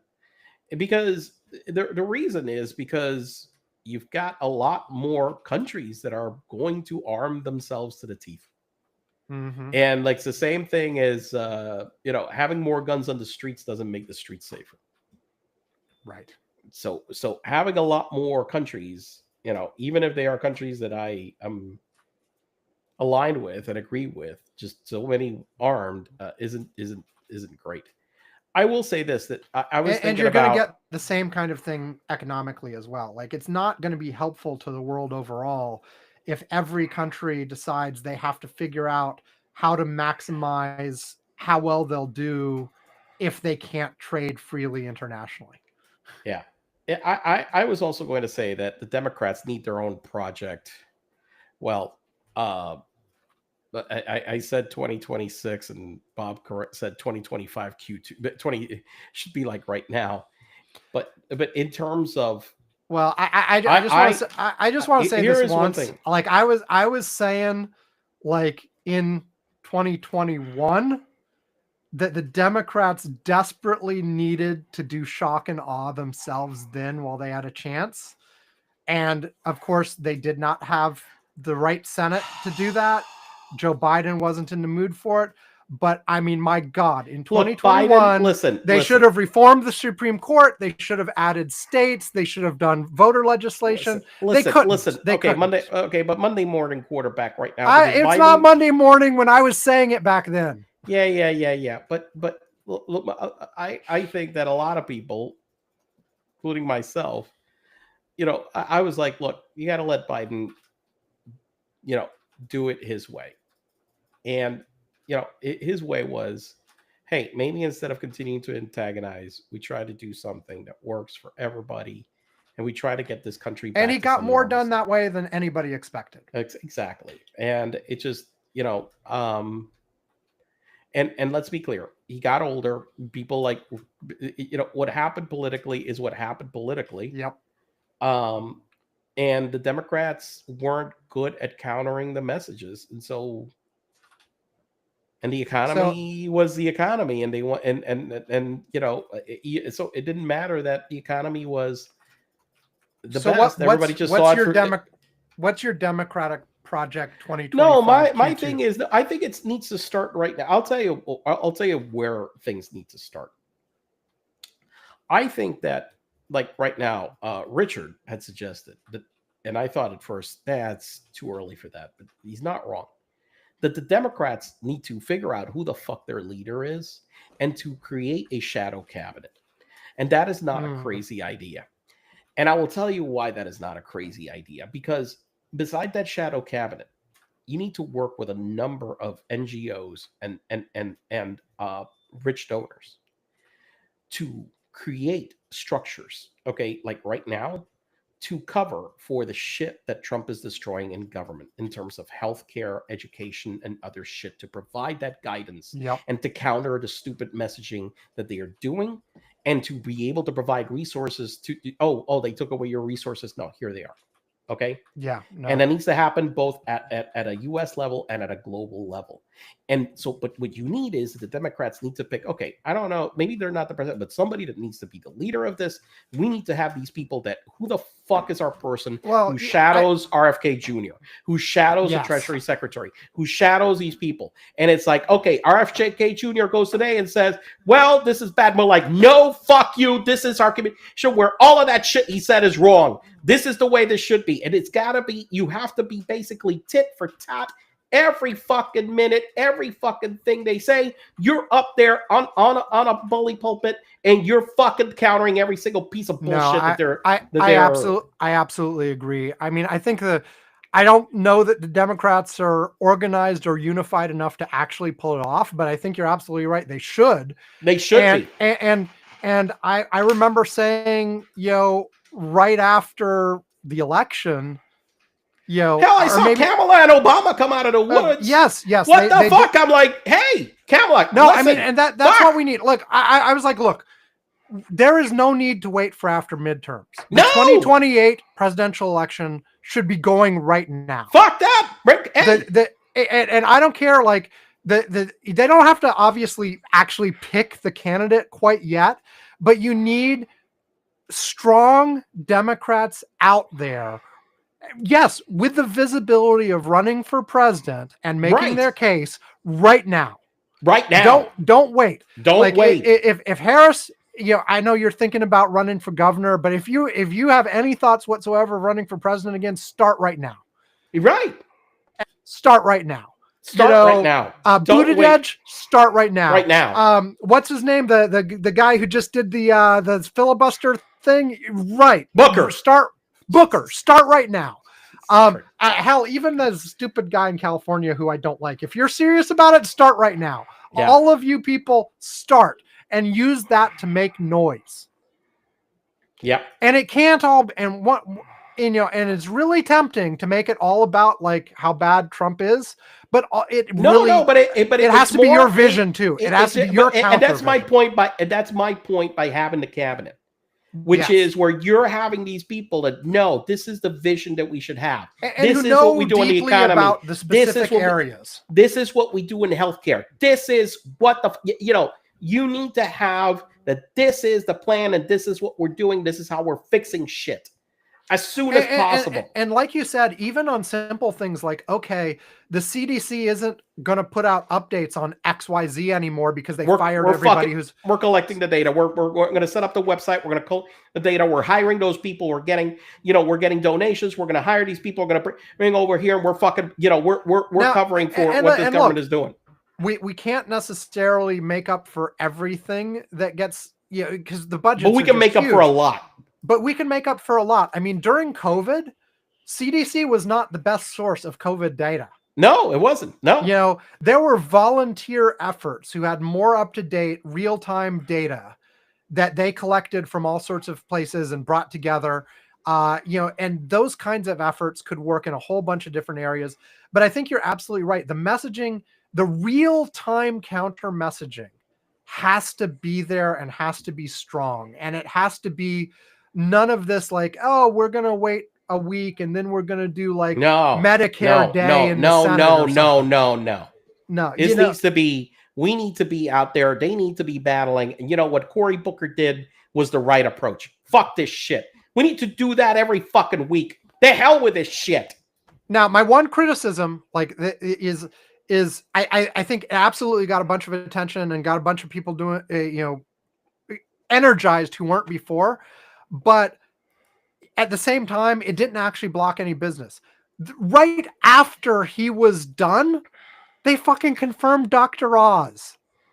Like, could you have maybe delayed Dr. Oz instead? Like, there's another senator, I think it was Schiff, who's announced that he's doing that. You remember that one Republican senator who held up the promotion of generals for like months? Right. Because it was one guy blocking it. Freaking do that for everybody. They need to be for everybody. Yeah. Pick a senator for every nominee who's willing to block that. We're blocking that. We're blocking this. Exactly. Like this needs to be. We need to stop acquiescing to anything. Right. Anything.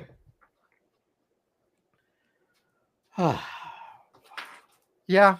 I mean, I can somewhat understand the argument of, okay, shutting down the government would have been worse. Let that go. But like for things like nominating Dr. Oz and letting him take office as whatever the hell he's doing. No, there's no reason to allow that to go through. Oh, God, Dr.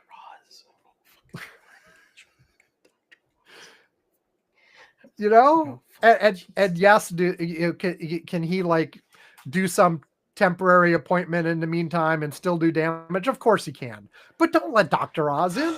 Block it. The Senate rules are set up. The minority, the one person can't block something forever, but they can delay it. They can stretch it out. They can make a show of it. They can do that stuff. And I think Cory Booker was a good move in that direction. We need more. Another thing that's been brought up, apparently this weekend there's like protests all over the country that aren't getting a lot of attention, but they're building up momentum and steam. 2 weeks ago, my wife talked about the 5051 movement is organizing a bunch of these. And, I don't know if I can actually make the one tomorrow, so I feel like a hypocrite saying this. But the only reason we were going to go tomorrow to one here, but the thing is that I'm still listen. My wife's Achilles is still an issue. Okay, and you're coughing all over everybody, and I'm coughing as we've discussed. All over everybody. So I'm not. I don't know. It's like. But even the little things matter, and people have pointed out, by the way, the administration has actually backed off on a few things that have gotten a lot of negative attention, and maybe they'll end up backing off on some of the tariff stuff. But like they have indeed on certain areas, certain limited areas, but where one particular thing or another has gotten a lot of attention and people have been mocking them over it, they've backed off. And so I mean, the negative like for example, I matter. saw that fucking idiot, the total idiot, RFK Jr. We fired the people that were doing, saving people from getting poisoned with lead pipes. Oh yeah, we need to bring those back. I'm so sick and tired of hearing these assholes say this. Well, and I think RFK Jr. specifically said that probably 20% of the people we fired we shouldn't have.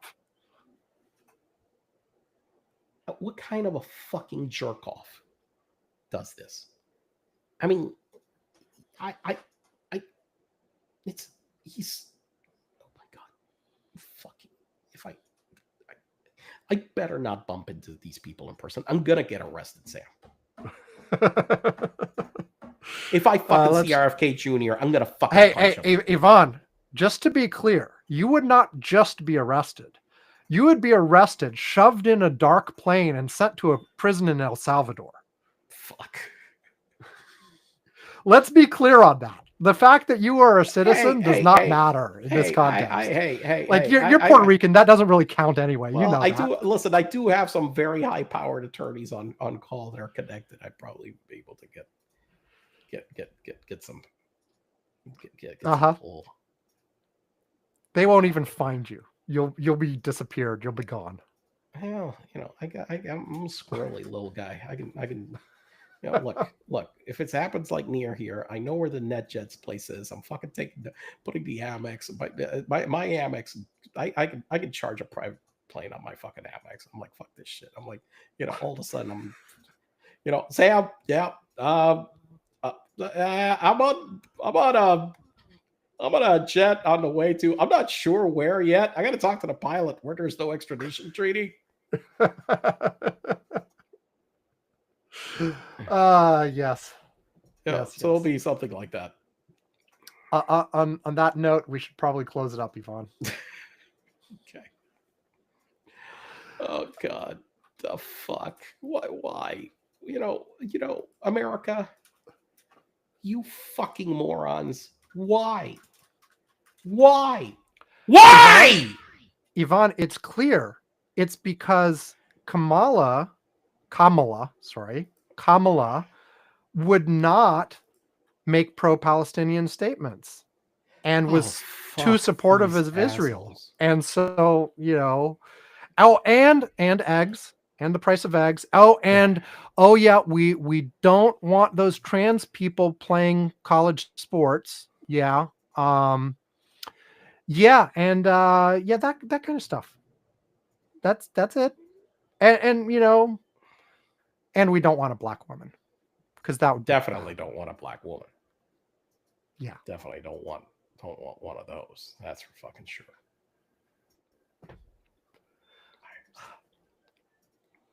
Obviously not our actual opinions, just to be clear. Well, I mean, you married one. Probably one of the smartest things you did. So, I mean, okay, we are done. I dated a couple.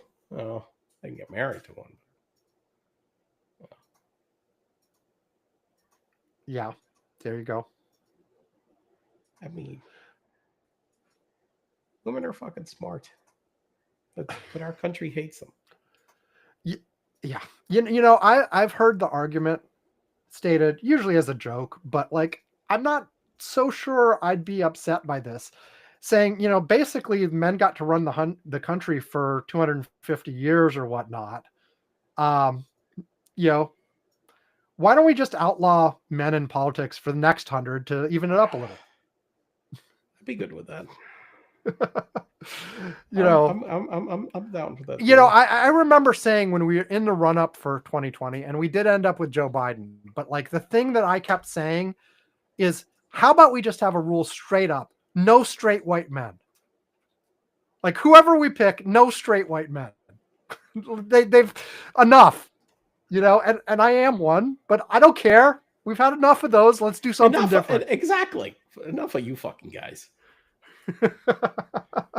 Seriously. Okay. Hey, everybody, you know the deal. Curmudgeons-corner.com. You'll find out all our transcripts, all the ways to contact us, our archives going back to the beginning, all that fun stuff. No link to TikTok yet. I mean, they've kicked it off another 75 days. Maybe I'll add the link in the next 75 days. But you know, the second I add the link, it'll be banned forever. That's just how it would work, you know? Probably. But yeah, and of course, a link to our Patreon so you can give us money.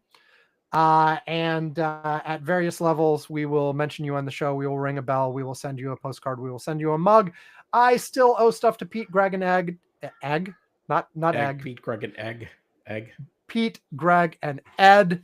I will make sure to send your stuff by the end of the month. Let's put it that way. Things are still crazy for me for at least another week. But after that, and I'll be in Seattle in July, and Yvonne will be in Seattle in July. Well, assuming that, you know, the infrastructure still works to allow intercontinental travel, or intracontinental travel, I should say. Yeah, or something. You know, like, you know, you by the time we get to July, Yvonne, the only way to get to Seattle might be to walk with a machete, battling all of the people between here and there. Well, you know, for what it's worth, I have done you know, in Puerto Rico, I've had to go through like the bushwhacking with a machete. Yeah. So I've done that. So you're prepared.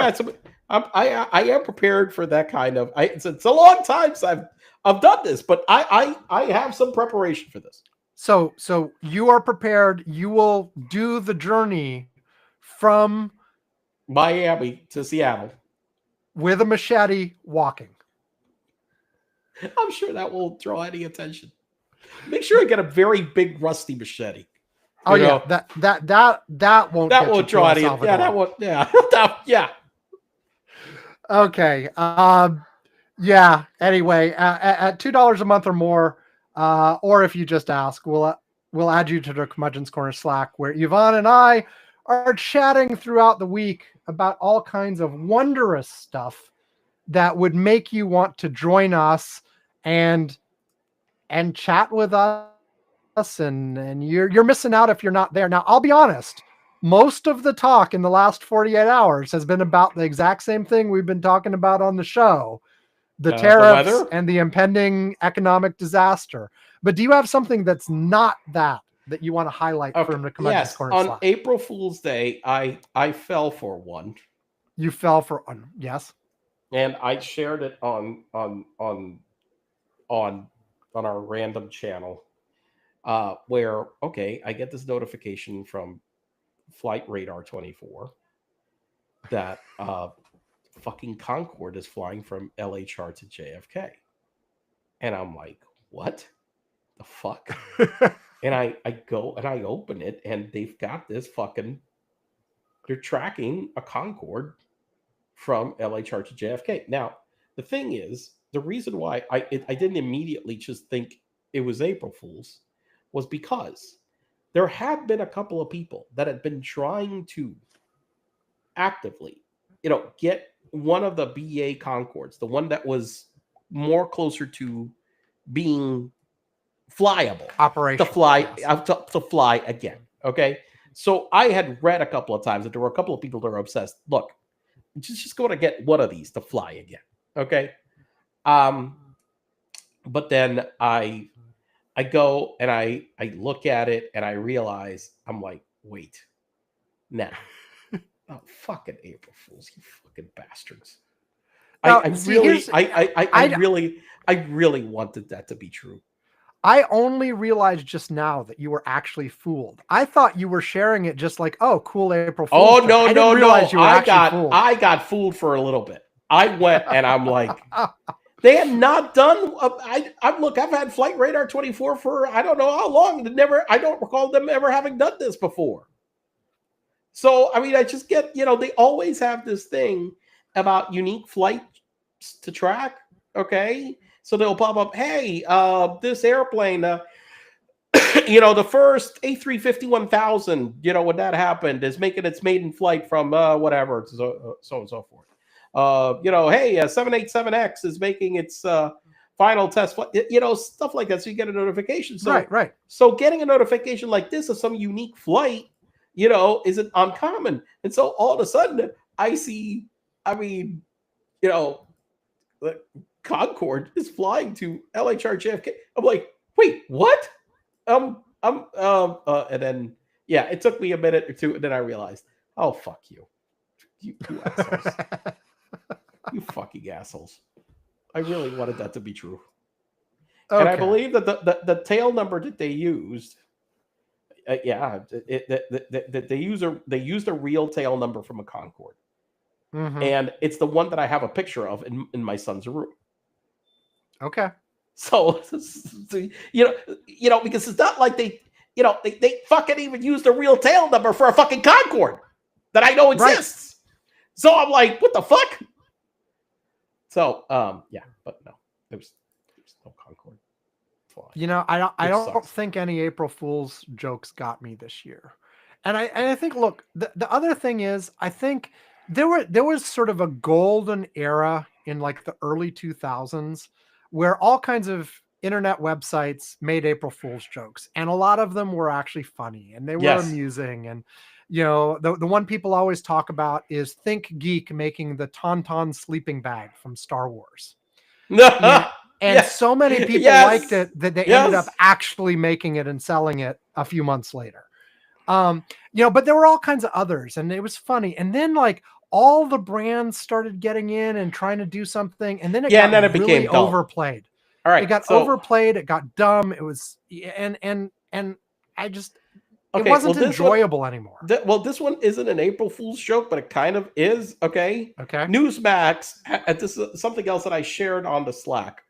Newsmax had its IPO, and its IPO was on April 1st. Okay, by the way. Right. All right. So, but this was not a fool's. This was not an April Fool's joke. The initial price. These were priced at what? I think it was $7 a share or something. That was the initial price. The stock hit a high of $272. Wow. And then proceeded to collapse to $45.30. Now, it just look. So we had that going on during this week too, where we had the only other April Fool's thing. The only other April Fool's thing I want to mention to sort of tie into the theme of the show is that for several weeks prior to Liberation Day, for the big tariff announcements, Donald Trump repeatedly said over and over that he actually wanted to have the announcement on April 1st, but he couldn't because of April Fool's Day.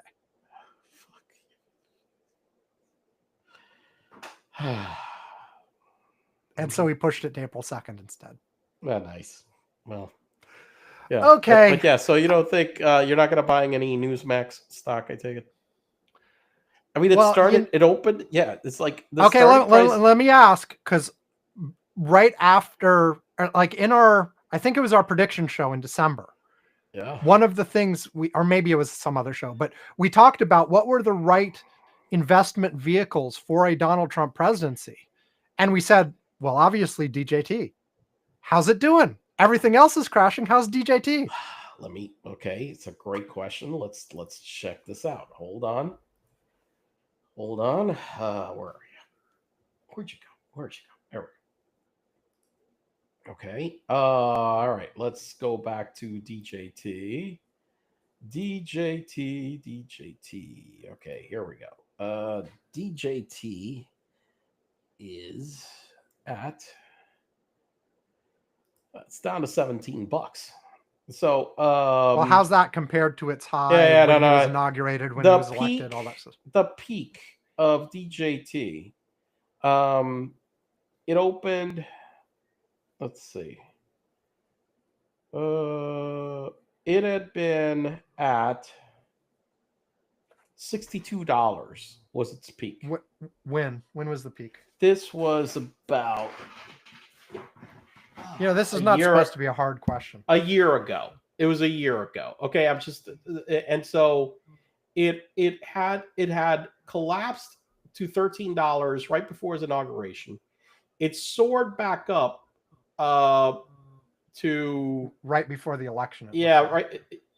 It soared back up to $40-something, and now it's back to 17. It's worth $3.8 billion. It's worth $3.8 billion. It has earnings per share of total revenue of $3.6 million. And it has an EBITDA. Okay, it's at an EBITDA of negative $183 million. By the way, I did also see news this week that some of Donald Trump's lockups expired this week as well. So he's now free to sell a bunch of this stuff if he wants to. Yeah. Well, I'm sure that at some point he's going to cash out some of this shit. But yeah, right now it's worth $3.7 billion. I heard speculation that now that Twitter has merged with XAI, they will buy DJT.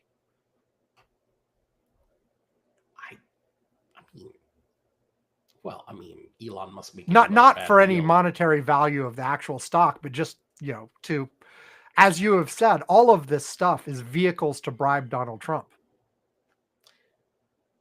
I mean, makes sense. I mean, look, we had that. I mean, that was something. Didn't that just happen this week too? The X, yes, that happened. I mean, what happened? The XAI merger the week before, I think, actually. But yeah, it was like it was while you were gone. While you were gone, it happened. It was a week ago at most. We did the XAI merger, and again, number one thing. Okay, and I double checked this. Okay, the price at which he did the deal that he basically gave shares to his other investors, basically gave him a 25% haircut. Okay, at that exchange, but it was better than where they were before. It was 7 days ago exactly. So yeah, so they got the 25% haircut. But here's a reality: Elon paid with his own money $33 billion for it, using XAI shares to buy X shares. But he had stuffed X with a whole bunch of XAI shares anyway. So the reality is that by diluting his partners 25%, he gets to own more of those XAI shares than they did. So he wound up fucking, as usual, fucking his partners again. There you go. Okay, now we're going to say goodbye for real. All right. We are done. Everybody have a great week. Have fun, but not too much fun. Stay safe, etc., etc., etc. Try not, don't look too much at the markets. Don't jump out of any windows, and we'll be here to talk again next week, hopefully, if all goes well. Goodbye. Bye.